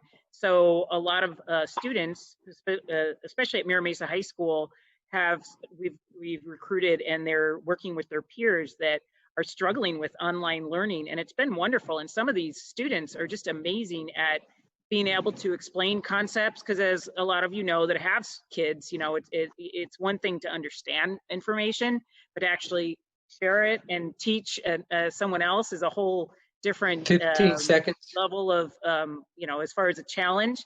And these students have been amazing. And I've already identified several that I think would be wonderful teachers. So having more programs like that, like peer-to-peer tutoring, could also help to recruit students that then could move into teaching, you know, teaching careers. Thank you. Thank you very much. And Dr. Troll. Yes, thank you. Sabrina, I love that about the teacher idea, because I've always wondered, you have people who come in who are engineers and scientists and everything, but we never really bring in teachers. And as an educator myself, what inspired me to become an educator were my teachers. They really were amazing. They impacted me. They created that desire for me to want to replicate. So I think it's really about elevating the profession of a teacher, a K through 12 teacher. A university professor is on a whole different level, but the K through 12 teacher, it's elevating that. You get to make a difference in somebody's life. So I don't have a formalized plan for recruitment and retention and, you know, promotion, you know, for these teachers, but I do know that we need to elevate it as a profession. I also think one of the other issues is, you know, it's a very expensive place to live here in San Diego. So we need to be working with local government to create affordable solutions for teachers to live here, which is it's a huge adaptive challenge to making sure that we have the best and the brightest talent in our classrooms, really training these leaders of tomorrow. And, you know, anecdotally, I think the district has a little bit of work to do in terms of its culture. I've lived in San Diego my whole life, and I've talked to many people, and I've talked to teachers, and some of them don't want to work for San Diego Unified because of just the culture and just different things that have happened over the years. So I want to be sure that San Diego Unified is the first choice for anybody who's in the teaching profession, that they want to work for our district because they know that they're going to be supported in any way that they need to be. And also, one of the other things I think we can do as a district is reach out to the philanthropic community, ways to engage the recruitment process by supporting with scholarships, loan forgiveness, housing, you know, allocations. So there's some creative things we can do. 15 seconds. Thank you. Okay. Well, thank you very much. I'd like to turn the mic back over to Brian. Thank you, Kevin. This question is similar regarding teacher quality and pay. What are your plans to ensure that we can attract the highest quality teachers? And what are your views on the role of tenure in maintaining high teacher accountability and excellence? We'll start with Ms. Bazo. So yes, that obviously this is a very important issue. One idea that came to mind when Crystal was talking was also, as far as supporting our teachers, is the idea, and I know up in Northern California, they had a story on this on KPBS a couple months ago, where they're actually trying to purchase land, like school land, to build apartment buildings for teachers to live. And again, you know, I think it was in Santa Cruz, which is another very high rent district. So making it more attractive, I think, to students when they come out of school, that they're going to be able to make a living, especially in expensive areas like San Diego, things like providing housing. You know, I think San Diego Unified is very good about in terms of the benefits that they provide, and that's very attractive to people. But there's other areas we could definitely work on in terms of, you know, making it more attractive for people to go into the teaching profession in the first place. I think also, again, supporting our teachers.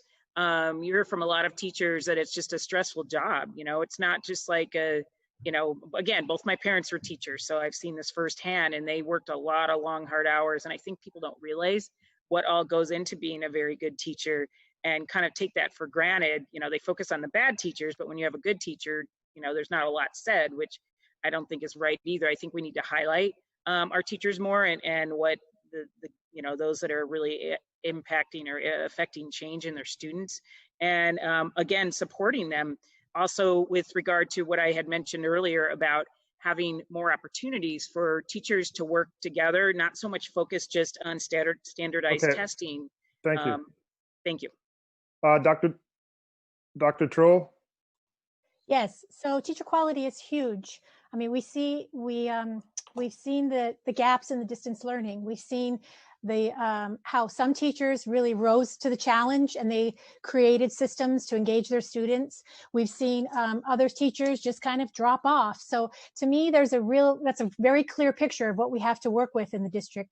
So in order to address some of those things, we have to look at, why is it that the teacher lost interest? Is it because they feel burnt out? And if so, let's help them move on to something else. Whereas those teachers that are really engaged and are activated and they're helping their students, what are some ways that they can share some of that knowledge?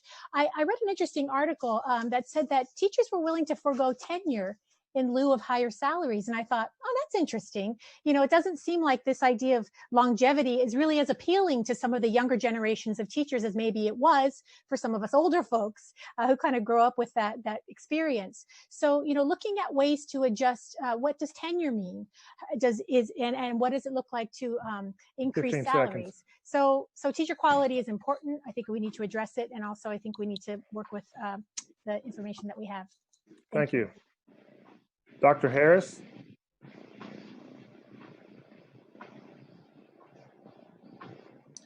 Well, I think in order to attract high quality teachers, is one thing that I've seen, I learned through my doctoral program, is that professional learning communities are really important for for the teachers.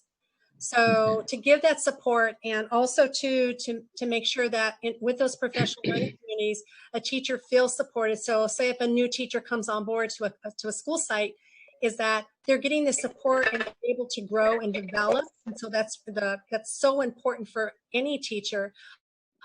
Because again, like I mentioned earlier, I've read where teachers get burned out after 2 years and they end up leaving, and we possibly could have had a really good teacher there. So I think that's really important that we have these professional PLCs for our teachers as they come onto our campus, and even for the teachers who have been there for a while. As far as tenure goes, I don't necessarily agree with that. I think it should be merit-based. And me coming back from the business background that I have for the prior 10 years to me going in education, I think it's really important that we constantly evaluate teachers so teachers feel like they can show their progress, but also that to see whether they're doing the job and there's some accountability there. I mean, that's what I had to deal with prior to going to education instead of the tenure thing. Yeah, it's nice when she gets tenure, but that doesn't, how do we keep our teachers motivated so they continue to learn, continue to grow, and continue to pour back into our students because they're continually learning. So I just think in order to do that, they need to know they're supported, because I've been in the classroom and I've watched these teachers in the classroom of 25 students, and unless they have classroom management skills, it's really hard. Seconds. Okay, so yeah, that's my perspective and what I've seen in my experience as a counselor. Thank you. Thank you. Dr. Richmond? I'll say, looking at models, in some countries, teachers are held in really high esteem and very well paid. And I think that's reflected in the recruitment process and getting people engaged. I believe in teacher quality. I also believe in supporting teachers for success. I think that the learning communities is one way to do that. The other one is also to work with teachers and create opportunities for teachers to play to their strengths and to have feel vulnerable to expose and get support for the areas where they have weakness. I think that tenure is one area that helps to give them some level of security where they can be comfortable exposing that vulnerability. I'm not saying that that's the only way, but I do believe that the role of the teacher sometimes it's not given the level of credibility or prestige. I think we should listen to our teachers. Many of them will tell us how we can support them. For example, paying attention to the tax laws, some of the things that they used to be able to write off in terms of out-of-pocket expenses. How can we support them to make sure that they can still support their students in a way that they're proud of without it being a penalty to them?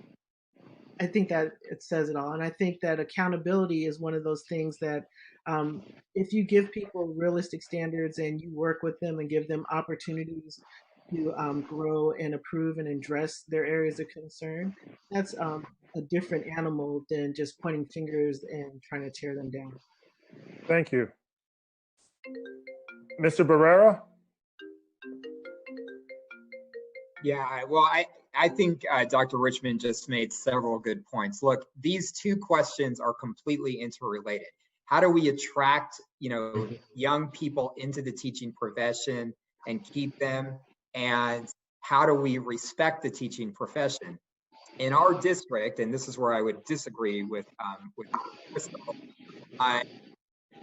over 90% of the teachers in our district who begin with us are still with us after 5 years. That is compared to a national average that's more like 50%. So why is it that teachers want to come to San Diego Unified and want to stay in San Diego Unified? Number one, we actually respect them and we understand that in a high cost of living area like San Diego, we have to negotiate agreements to allow teachers to keep up with the cost of living. I completely agree with the ideas about developing teacher housing, and we're going to come forward with more proposals around that, and that's important. But we have to make sure that we negotiate agreements that allow our teachers to keep up with the cost of living. And I'm very proud of the fact, and I know Sharon's very proud of the fact, that we provide 100% paid family health care for all of our employees, including our teachers. With that as the basis, then we are an incredibly competitive district, because then, and this goes back to, I think, some of the points that Luana was making, we do listen to our teachers and we respect our teachers. What a teacher will tell you, particularly in a high poverty school, is I want to come to work every day and I want to know that I can make a difference. And that means I want to work with other teachers who are part of that same sense of teamwork. And I want an administrator that's going to support me and support my colleagues and allow us to grow. We're developing the most innovative evaluation system in the country in partnership with our teachers union, which is about support and growth, and not pointing the finger that we've seen, frankly, for decades from people in conservative conservative ideologies who are attacking our teachers. Thank you. Gotta push back at that. Thank you. Okay. Dr. Whitehurst-Payne?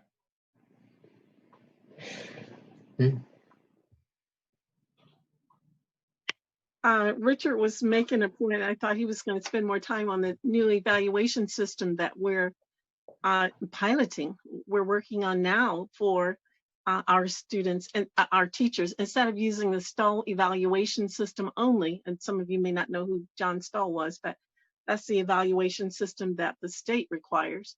We're working with our teachers now, negotiating, piloting a program that will support all of our teachers and find ways, when those teachers have maximized and need to move on, find ways to help them to move on to the next level. So basically, I'm excited about that, because I came in with John Stoll and think that it's a horrible system. I want to say that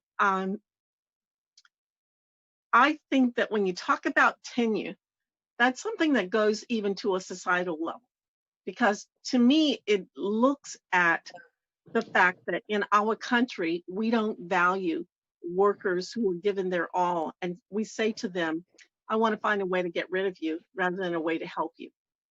And we are not supporting teachers and folks on the front line, if you will, to the extent that we value baseball players, Brian, football players, and others more than we value our educators and folks who are on the front line. And to me, tenure is a part of that process to let them know if you do a good job, we're going to keep you employed. And if you're not, we're going to work with you to help you to improve, because everyone should be continuing to improve. And if you don't, we're going to find a way to help you to move to that next stage. But they should not be worried about, because we get folks from charter schools, private schools coming to us all the time saying, I want to come to city schools. I'm a good teacher, but I'd like to know that I have some security in that sense. And one other thing I want to touch on that has not been touched on, and that's this business of the multiple. I'll talk about it later. Thank you. Thank you. I'll turn it over to Kevin. Okay, I'd like to switch the conversation to another aspect of education, and that is vocational training. So vocational training in California has, changed over the years and has gone by the wayside to encourage college readiness for all students. So the question to the panel is, what are your thoughts about the role of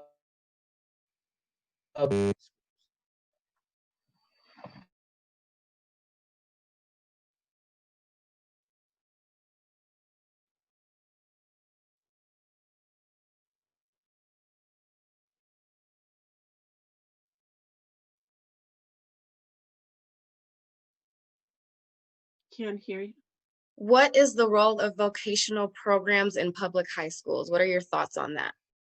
And we're going to start with Dr. Whitehurst Payne, please. And if you need the question, the question in its entirety to be repeated, I can do so. It was something to the extent of how everybody now is focusing on college going, and we want to know my thoughts on vocation education. Is that it? Yes, vocational training has gone by the wayside to encourage college readiness for all students. What are your thoughts about the role of vocational programs in public high schools? I'm so glad you asked this question, because this is what has been on my heart for the last couple of weeks heavily. And I realize I've been doing works.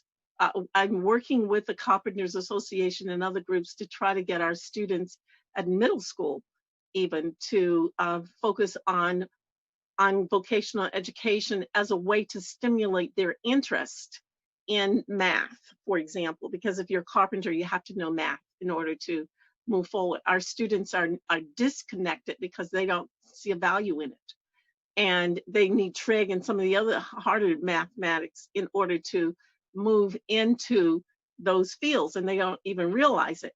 So I think that what's happened is that we were trying to get everybody ready for college, and we forgot about the fact that folks need jobs afterwards. They need professions, they need careers.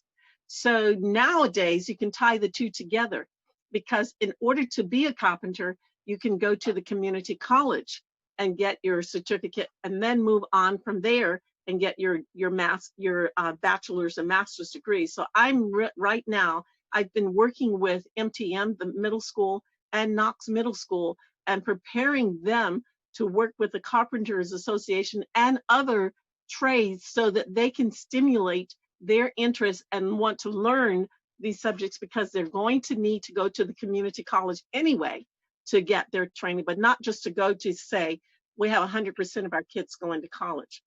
What are they going to do when they go to college, so to speak? I think it was an overcompensation because kids were being directed towards vocational education without even considering those who could go on and get bachelor's degrees initially in higher learning. Thank you. But yes, you struck a nerve. Thank you. Thank you. And then moving to Dr. Richmond, please.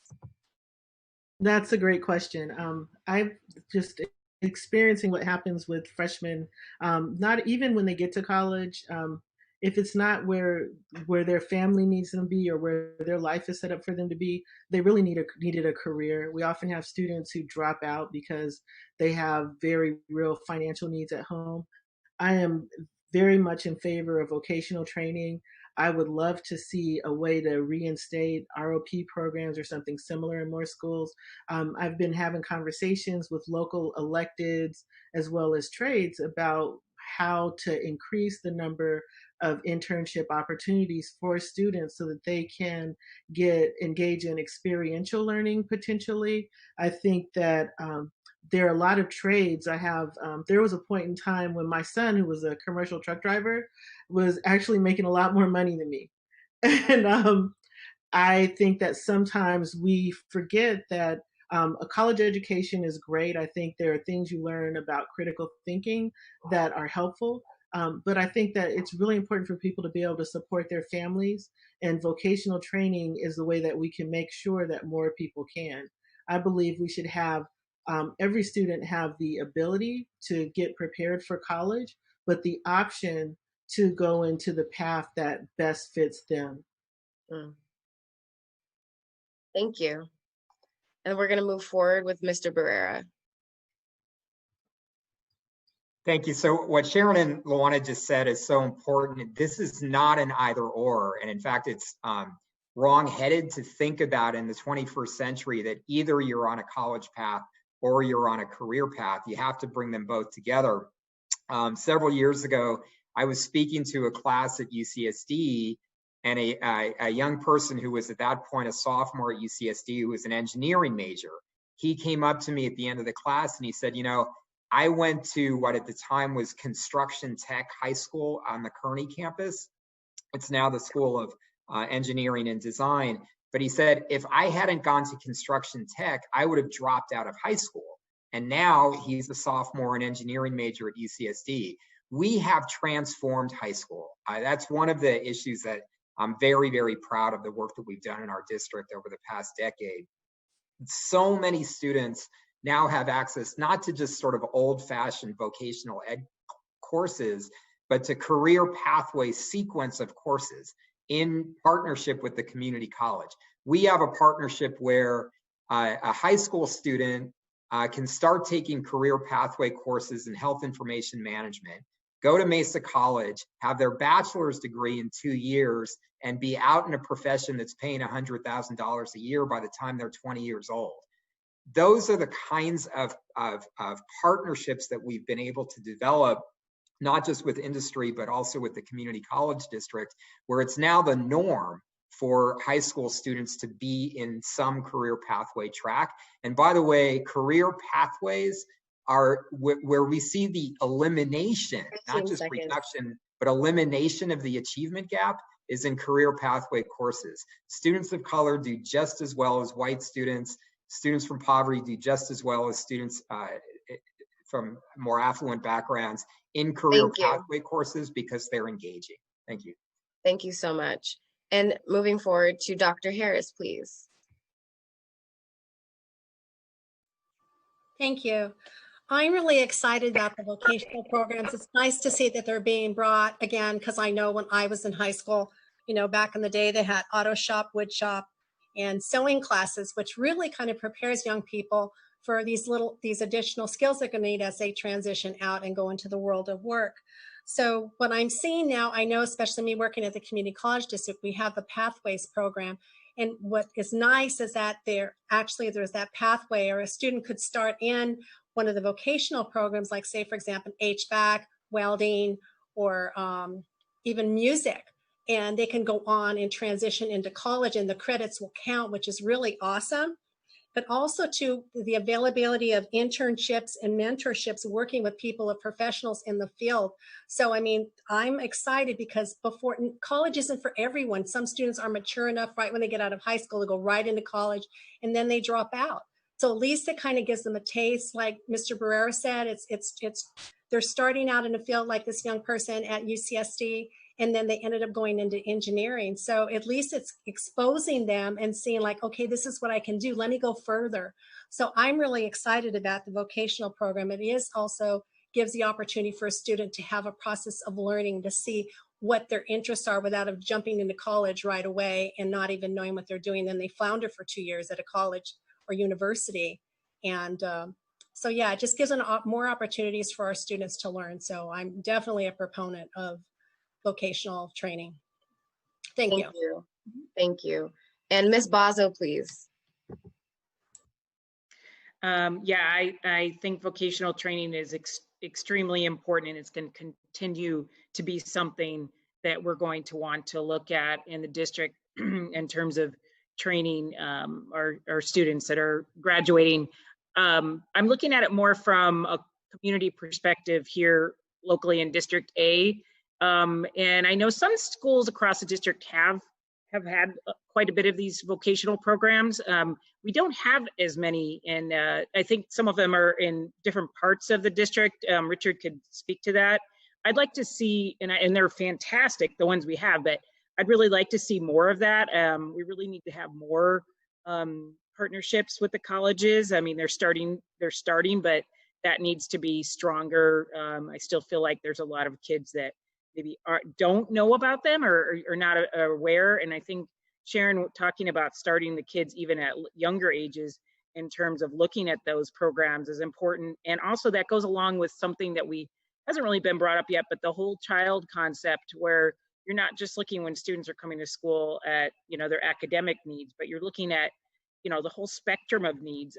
If there's not a balance, if they're coming to school hungry, are we making sure that they're getting fed, things like that. And that's starting to become something that's being looked at the district. And I think by looking at the whole child concept, then you're looking at the community, you're looking at the family, then you have counselors who can then assess, what is this student, what direction are they going? Okay, maybe they're not going to be maybe a college focus, and starting again at a younger age with them by having those needs 15 met. seconds.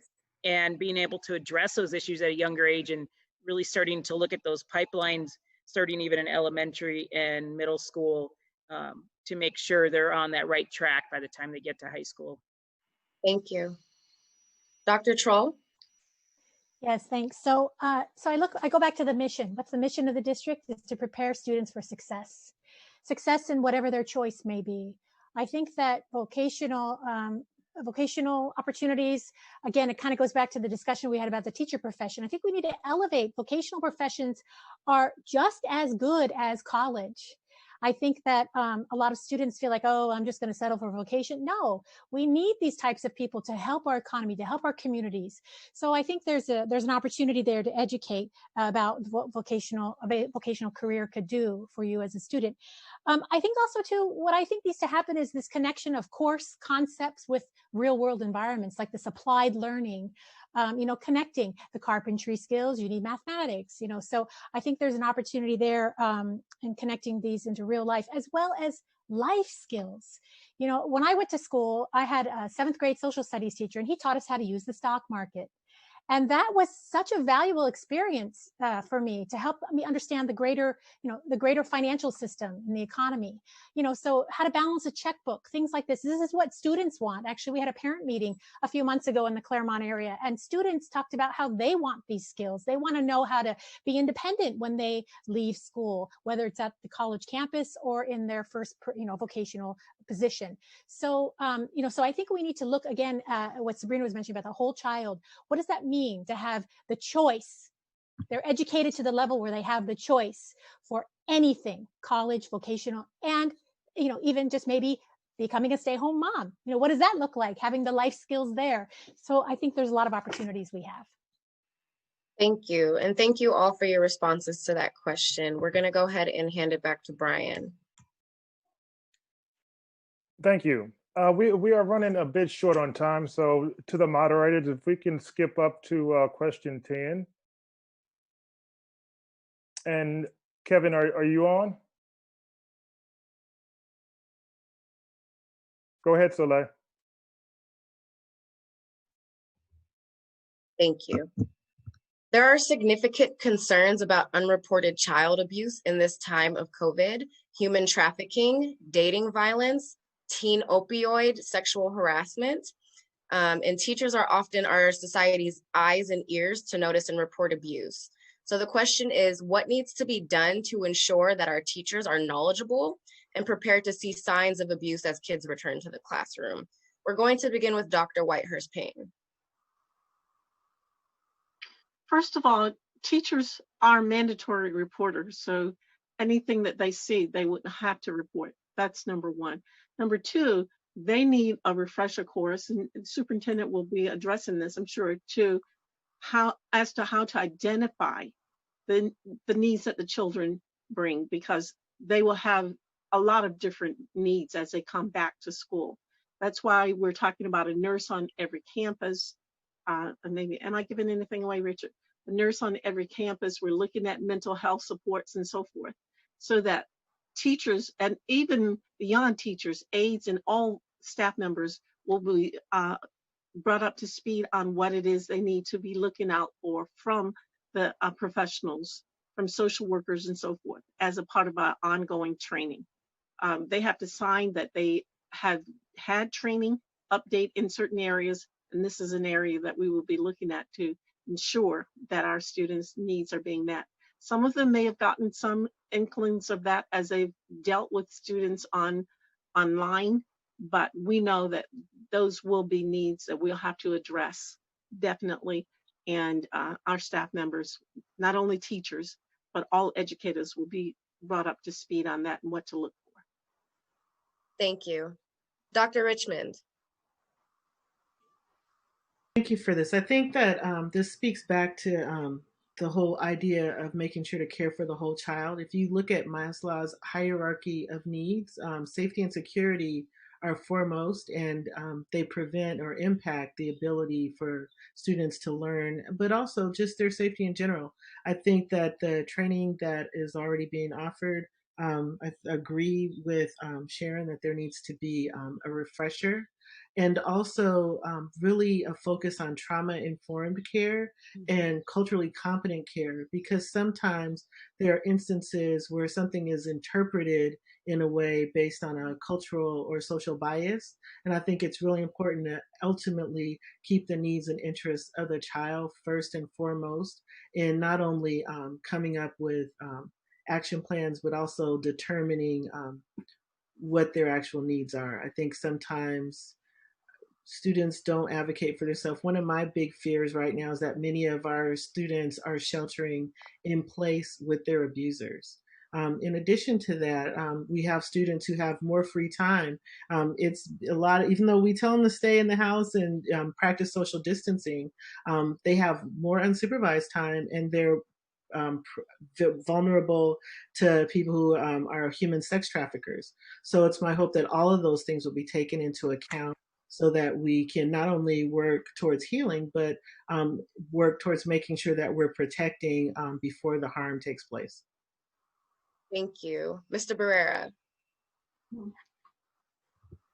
So this is an issue that has really risen to the top of our priorities over the last couple of years. We brought together a multi-agency task force that met several times over the last year, that included not just San Diego Unified, but the County Office of Education, the District Attorney's Office, Child Welfare Services, Children's Hospital, the City Attorney's Office, because the SDPD, because we recognize that there are predators who have increased access to our students as a result of the proliferation of social media. We're in a different world than even we were in past generations. And teacher training is critical. And one of the teachers on the task force would often talk about, look, I am in a difficult position because if I see something, if I suspect something, do I talk to my principal about that? Do I call, child welfare mandated reporter? What do I do? The answer is clear, what Sharon laid out, which is you are a mandated reporter. If you suspect something, you report it. But I think that the confusion in our district calls for a need for clearer training with our teachers. This is also a critical issue that our students need to understand better and understand what they can do. Often students are aware of abuse before any adult is. And, we've seen students who've become increasingly aware of, for instance, if there's a student that may be a threat, for something like a school shooting. And I think students on campus are more aware of that and have more of a sense of how to report 15 that. seconds. But I think the training for students, and if you're suspecting, something going on where, a human trafficker or an adult predator or even a peer is abusing a fellow student, how do you report that? So that's critical work Thank that you. needs to be done as we bring our students back to school. Thank you. Thank you so much. Dr. Harris, please. Yes, definitely there needs to be an awareness here. And again, the awareness needs to be for teachers and needs to be aware for students and needs to be aware for parents. So I've attended a couple conferences on, at least on sex trafficking, and our students are so vulnerable right now with the social media, and then parents having to work from home, and then trying to do, the parents are multitasking right now from home, but there needs to be an awareness here. And I know depending on how it works out within the district is how teachers are going to be handling things now. From my perspective, sometimes teachers, they have so much on their plate, and I want to be sympathetic to that. They have so much on their plate that sometimes they may miss something. But then again, a refresher course on having this awareness would be definitely help them. But also speaking to the heart of a counselor here is that counselors need to be utilized. There's not enough counselors. Counselors are constantly getting pink slipped all the time. And this is where we come in. All of us on staff, on site, are mandated reporters. And so we need to utilize the people we have on site. We need to utilize every person, and we work together as a team to be able to see this right away and be able to help the student and address the issues right away instead of letting things accelerate and harm the child even more than it's already happened. So definitely awareness on all levels needs to happen to support our students. Thank you. Thank you. Ms. Bazo. So yeah, I agree with the group that this is going to be a very important and serious issue that we're going to need to contend with. In my work with the primary care practitioners in San Diego, our nonprofit medical society, many of those individuals are working in community clinics, and they are also mandated reporters. So they are also dealing with those challenges. So we've had discussions at our board meetings, about what that looks like. And again, I believe it's going to be important to have training for the entire staff. Of course, that's going to be vital, but also the increase in counselors. I think we need to look at the fact that we're going to have increased counselors and more of a virtual component. Those could be utilized to our advantage in terms of checking in with students. And being able to have more ways to have, one-on-one conversations with some of these students. With this tutoring program that we started during, beginning of April, to help students with online learning, one of the things we asked the tutors at the start of each session, because these are students that have been identified by their teachers that need help, we make sure we check in and see if there's any issues going on, make sure they're ready to actually do the tutoring session. And, there's been things we've had to work out, more behavioral issues, because they're usually younger kids, but making sure that we're looking not only at, are they ready to read a book to me, but what else is going on in their environment? Are there other things that we need to be aware of? And going back, okay, I was just going to say, utilizing the students too, ASB leadership at the high school and the middle school, they're fantastic kids and they want to get involved, having them be aware of things that are going on, things on social media that might be coming up to support their fellow peers. Thank you so much. Dr. Troll. Yes, so this is a really, I can't even emphasize how important this issue is. It hits me home personally, so it's near and dear to my heart. When we went to distance learning, my first thought was, what about those kids that are in those unsafe homes? Because school should be a safe place. And for me, it was my haven. It was a place where I could go and not deal with some of the things that were happening at home. So I think that this really does require the entire school system support. It requires education and training, not just for teachers, but for principals, for classified staff, for volunteers, anybody who's going to interact at all with kids on the campuses, as well as the children themselves. So I think there are a lot of nonprofit organizations locally that help with child abuse, human trafficking, reaching out to them, collaborating with them to bring in their expertise and resources resources about how to have these conversations, how to do these trainings. And, the mental health and wellness kind of saying is, if you see something, say something. We want the same mantra at our school sites. If you see something, say something, and to know who to say what to whom. So I think it's a very dynamic process, but it needs to be really take ownership of the entire school system. Thank you. And thank you guys all for your responses to that question. We're going to give it over to Brian. Thank you, Soleil. This next question is regarding school choice. What are your views on charter schools and school choice? I'll repeat that. What are your views on charter schools and school choice? Dr. Richmond? Thank you. That's a really good question. My views are really about students having access to the best opportunity to be successful in an academic environment. I believe that parents should have the option, whether it's homeschooling or any other option, to find the best opportunity for their child. I am committed to making every effort to make sure that our neighborhood schools are providing the quality of education that they are the parents' choice. To that end, I do not want any child to be denied access to a viable education while we are making that happen. Thank you. Mr. Barrera? So we have robust school choice in San Diego Unified. Any school, any student can enroll in any a school in the district, and we have upwards of 50 charter schools. But what we've got to recognize is that's the status quo. A strategy that's been built up for decades around the notion that you can get a good education by escaping your neighborhood school and going to some other neighborhood, and that's the only way you can get a quality education. That's the status quo. That's what we've had in place for too long. What we need to do is get to Luana's point, which is, how do we ensure that your neighborhood school is a quality choice? How do we invest in your neighborhood school? How do we stop sending messages that your neighborhood school is an inferior choice, and so you're encouraged to go someplace else? What we need to do is we need to invest in community schools, where we pull together the entire community in support of neighborhood schools and get the resources into our neighborhood schools so that every student is getting a great education, whether they choose to go to their neighborhood school or whether they choose to take advantage of choice opportunities. Thank you. Dr. Trull? Yes, great.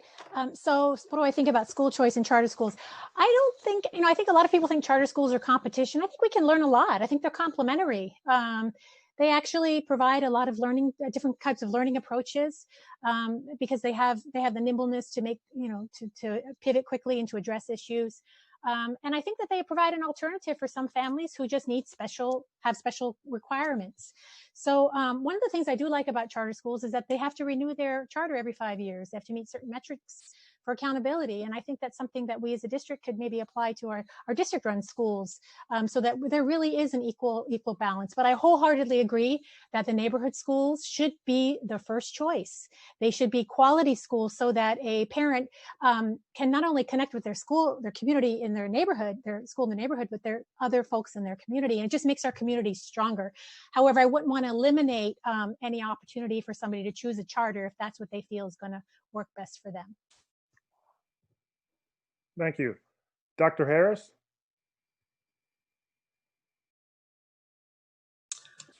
Well, as a parent, I believe that every parent should have the option to choose whatever school is going to best suit their child and how their child learns. I'm in full support of our public schools. I went to public school my entire life, as all the way through high school. But the way I look at it is, it depends on your student, it depends on your child. Each child has special learning requirements that they need to have. So therefore, I think there should be options, but I'm definitely for keeping and continuing to improve our community schools. Our neighborhood schools are really important. It's nice to be, I went to my neighborhood school in Logan Heights Elementary School. So I just think that You know, there's good sides to all of it, but bottom line, a parent has to do what's best for their child and where they're going to thrive the most, what kind of environment they're going to be in, what the teachers are like. You know, I would always go in and interview the teachers before I put my son into school. So it just depends on your child. So I'm definitely for parent choice. Thank you. Ms. Bazo?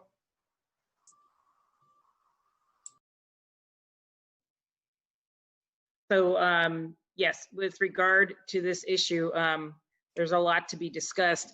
And as I mentioned in my opening statement, community schools is one of the things that I'm really running on. And I want there to be strong community schools, as we all do, in every neighborhood. And I think that that's really vital, because really, if you think about it, the school is kind of the heart of the community. I mean, it's not just a school. There's, a lot of other, team sports and parent meetings and other things.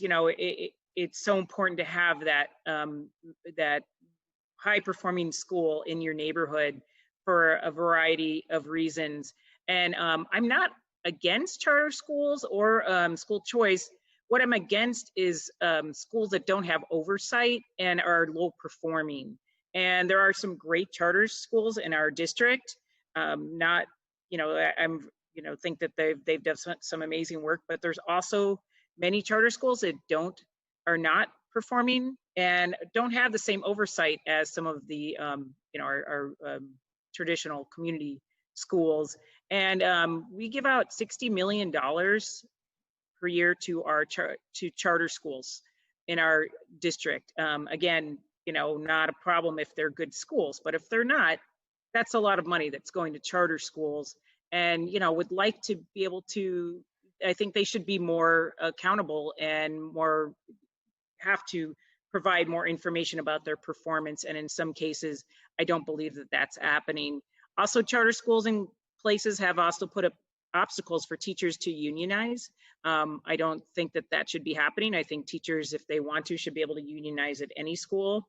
And there's also been issues 15 seconds. of being selective in terms of taking special ed students or not. If you're going to be a public school, you need to be open to all public school students, not just those that you may or may not want on your campus. Thank you. Thank you. Thank you. Dr. Whitehurst-Payne? I believe in choice for every parent and every child, in the sense that, we're told to train up our children in the way they should go, and each child is different. Having said that, I really am an advocate for excellent community schools, and that's where I've put my energies, into ensuring that every school in every community serves the children there well. Because you're right, it is a center of the community. It does build spirit. If a community, it's the chicken or the egg, which one comes first? Is a community having difficulty because of the school, or is it the school that's having difficulty because of the community that it surrounds? I don't really care which one it is. For me personally, I just know that the schools must achieve to a level where we don't have that kind of conversation about the schools. Okay. And so that's why I put my energy into that. You're going to have private schools and other kind of schools wherever, and parents have that right to do that. But for me personally, my energies are directed towards ensuring that our schools in our community really meet the needs of our kids, and we'll put them on a path so that they can achieve and go anywhere, do anything. As I said, I'm a product of it. I know that. Brian, you probably are a product of it also in your hometown in St. Louis. So if you put the energy in, you believe in the children, it won't matter what school they go to. And that's what we want to ensure is happening in San Diego Unified School District. Thank you. We do have a follow-up question from the audience regarding making charter school board meetings public. What are your views on that? We'll go in reverse order. I'll let you continue, Dr. Whitehurst-Payne. Absolutely. I mean, they're using public funds. Why not? I'm not sure if this is a yes, no question or not, but if you're getting tax dollars, and that is the difference in a private school, you're getting monies from the government and you're utilizing them. Why should you have one set of schools that are not um, having a public meeting versus, I know with us, everything we do is scrutinized and the public has a right to come in and comment on it, etc. The same standards should be true for charter schools if they're using the monies. Ms. Bazo?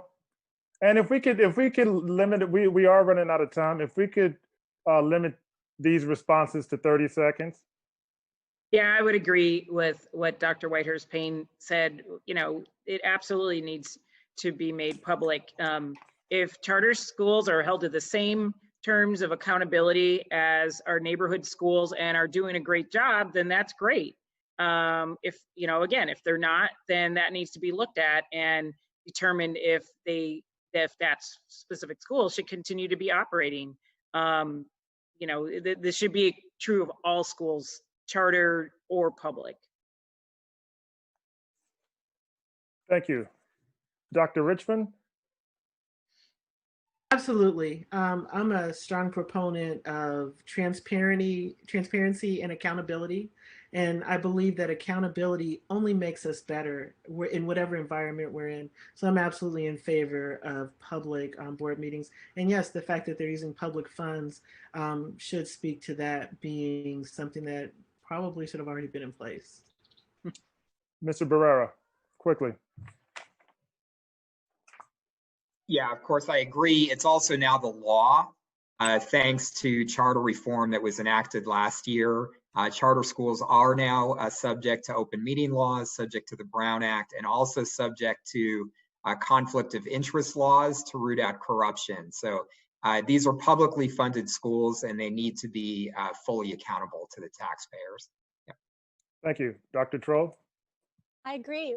One of my priority areas is transparency and accountability. So of course that would have to translate to charter schools. And, you know, especially in the nonprofit sector, we want to be sure that the public knows that we are using our resources to fulfill the mission. So the same would be true for charter school accountability. And governance is an area of one of my expertise areas. So I think a governance body should definitely be accountable to the folks that they're serving. Thank you. Dr. Harris? Absolutely. Excuse me. So I definitely agree with what my colleagues here, that transparency and accountability are definitely are key. It's important to let our parents know what's going on. I believe if we're on the up and up, that there's nothing to hide. So definitely we should be able to, anyone should be able to attend a board meeting at a charter school. So that's my answer. Thank you. Thank you. I'll hand it over to Soleil. This is going to be our final question for today's forum. Many families are struggling with distance learning and have concerns about slowed academic progress. This is likely most true in families with the least resources. How will you ensure that specific steps are taken to ensure that these children receive extra support needed to make up for learning loss? We're going to go ahead and start off with Dr. Whitehurst Payne. That's being discussed right now. And a part of that is what we're even requesting from the federal government for learning loss monies. It's acknowledged statewide, nationwide, that we have some learning loss. And as a result of that, right now, the district is looking at ways that we can address that. One of the things that we know we have to do is to assess where they are, where each individual child is, and then to move forward with putting together something that will work for each child. And for me personally, it's not just learning loss because of the pandemic, but this whole achievement gap issue. This is a time right now to address wherever that child is and ensure that that child is on level at the end of this academic year. And that means whatever resources that are necessary to ensure that. No longer just dealing with the learning loss because of the pandemic, but let's correct the achievement gap right now. So I'm all for assessing and then determining what that child needs based upon that grade level and supplying those needs. And a part of that picture is not just only the school sites, but involving the community, involving parents, involving, for example, Qualcomm just gave us a 900, I think it was, learning devices. that will help us with our issues for our children. So it means involving every sector of the community to address those needs so that all children are meeting the standards, whatever those standards are for that particular level.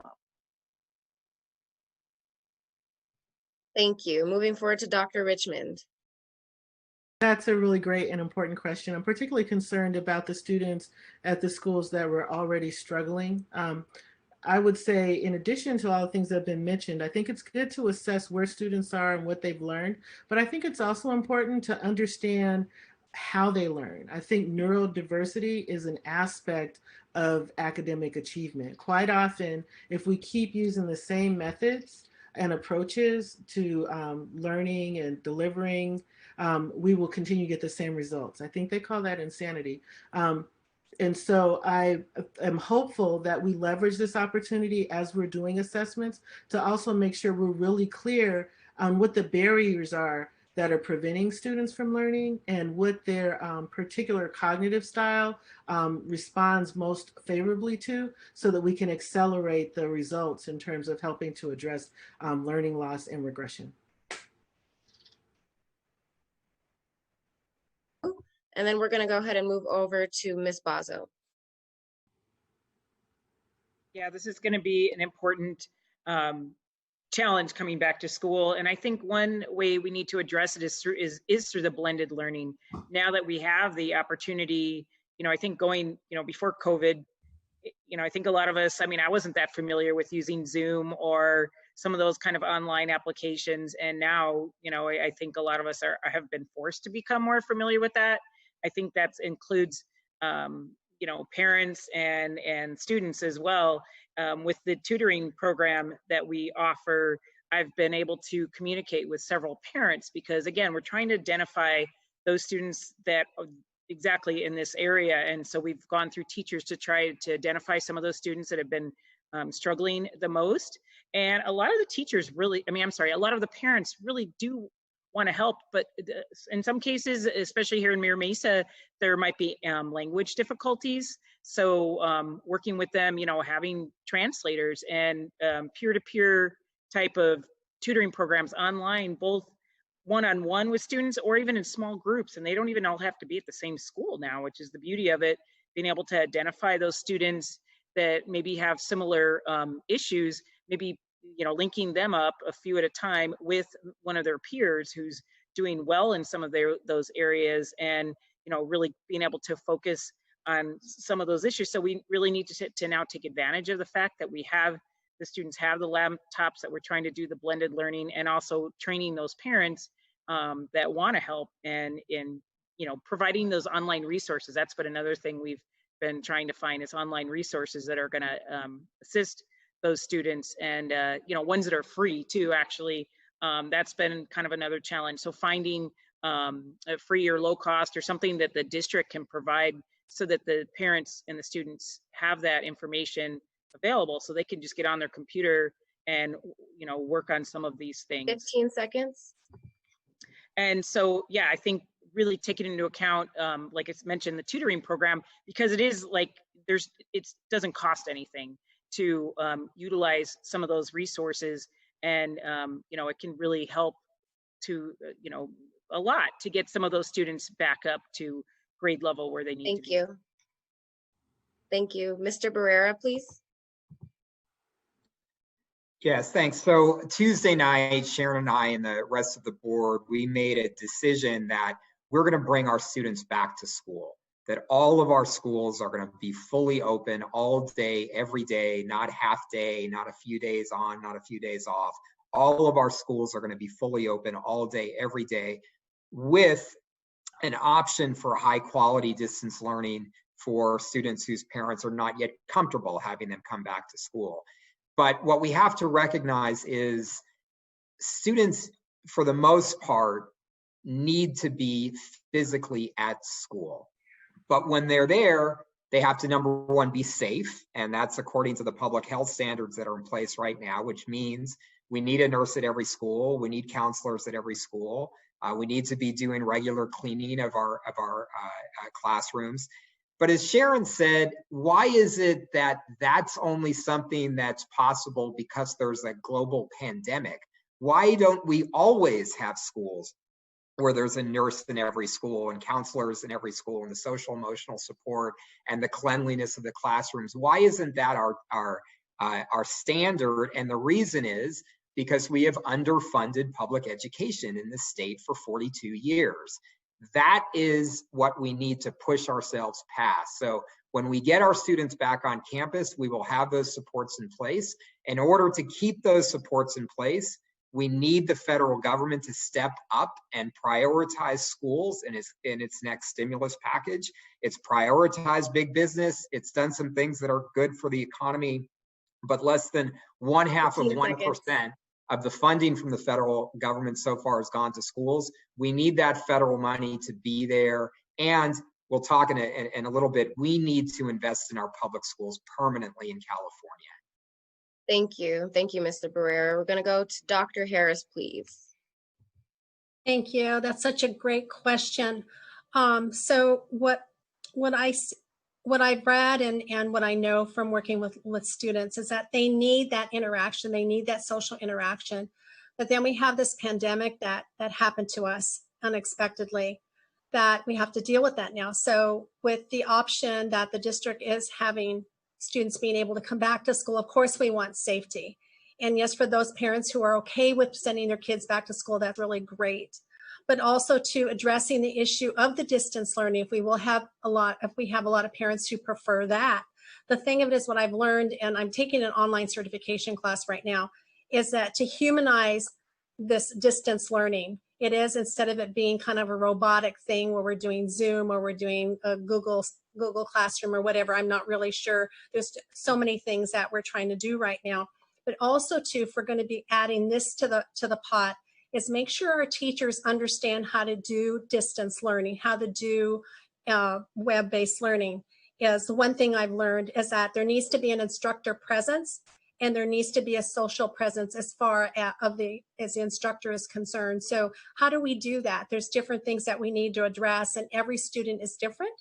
So we need to be able to provide those and get past the barriers that the students, I want to say they're kiddos, I always call them kiddos, that they have right now. So right now, with students having to transfer so quickly to online learning, there's a lack of confidence and there's a lack of student engagement. There's a lack of computer skills, both on the parents and the students' part. And also too, there's a lack of connection. So we need to be able to look at both sides and provide that support to our teachers so they will be able to do this competently and support our students and advocate for student success. Thank you. Thank you, Dr. Harris. We're going to go ahead to move forward with Dr. Troll. Yes, so if moving forward with distance learning, I think it's the job of the district to really figure out which approach for which model. We've been given the option for on-site, we've been given the option for distance learning, as well as possibly a blend of the two. So as a parent, I would expect to know, what do those frameworks look like so that we can address the gaps, we can address the learning loss. And then, so, you know, I need some more information about what this actually looks like. And I think the same principles are true prior to the pandemic and even during distance learning. Certain students need more attention, they need more support, they need more targeted instructional time. So we want to make sure that in the distance learning model that's continued. You know, I sent out a couple surveys into the community, and this latest one that I sent out about distance learning and parents' experience with it, I had about 300 responses from parents all across the district. 72% of them wanted an assessment right at the beginning of school to figure out where their child needed the most help. So I definitely agree, we need an assessment. However, what parents did also share with me is they spent much more time with them in the distance learning environment, which I believe was probably beyond what they were anticipating. 75% of them at the elementary school spent much more time, 67% at the middle school, 54% at the high school, and the quality of instruction wasn't there. Teachers were spending very little time. 77% of elementary school teachers were spending daily or a few times a week with their students. At the middle school level, that number went down. It went to 90%, and then at the high school, it was 24% at the middle school daily or a few times a week, 21 at the high school daily or a few times a week. This is unacceptable. 15 seconds. We need more teacher interaction with these special groups of students, as well as all students in distance learning. Thank you, Dr. Troll. And that will conclude the final question that we have for this forum. I really do truly wish we had more time. Thank you all for your responses. I'm going to give it over to Brian for closing remarks.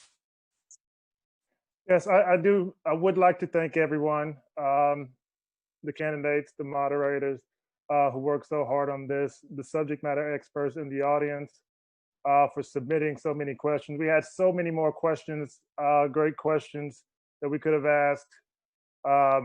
But I wish we had more time. I'm sure the candidates are glad that we don't have more time, but we are well over our 2-hour limit. I'll turn it over to Ellen Nash, BAPAC San Diego Chair, Ellen Nash. Thank you. Thank you so much. All the candidates, I know most of you, and I really appreciate your taking the time out of on a Saturday afternoon to spend 2.5 hours with us. We have really appreciated all of the comments that were shared. And I really thank our BAPAC first ever Forums Committee that we put together, that was chaired by Brian and Soleil and Kevin. And they actually took the forums to a whole nother level via technology. This was untried, but I have a watch party going right now, and it is like streaming live with tons of questions and people asking for information. So it definitely has given us a larger, broader exposure. I would just like to make a couple of announcements. I would like you to remember redistricting applications are open until June 30th. So folks out there, you guys can apply by June 30th. We need more African-American applicants.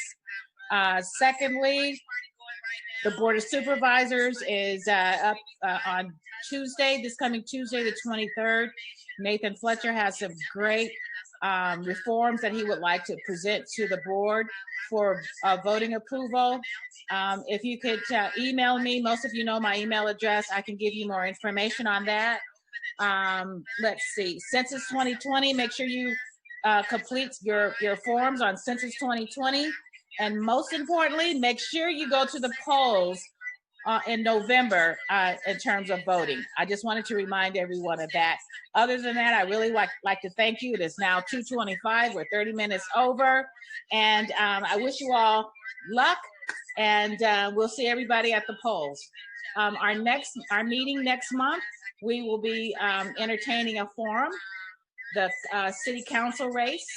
And I'll put my BAPAC Forums Committee back to work again for another forum. And again, next month, our third Saturday in July, will be the city council races. Thank you very much. Take care. Have a great weekend. Thank you.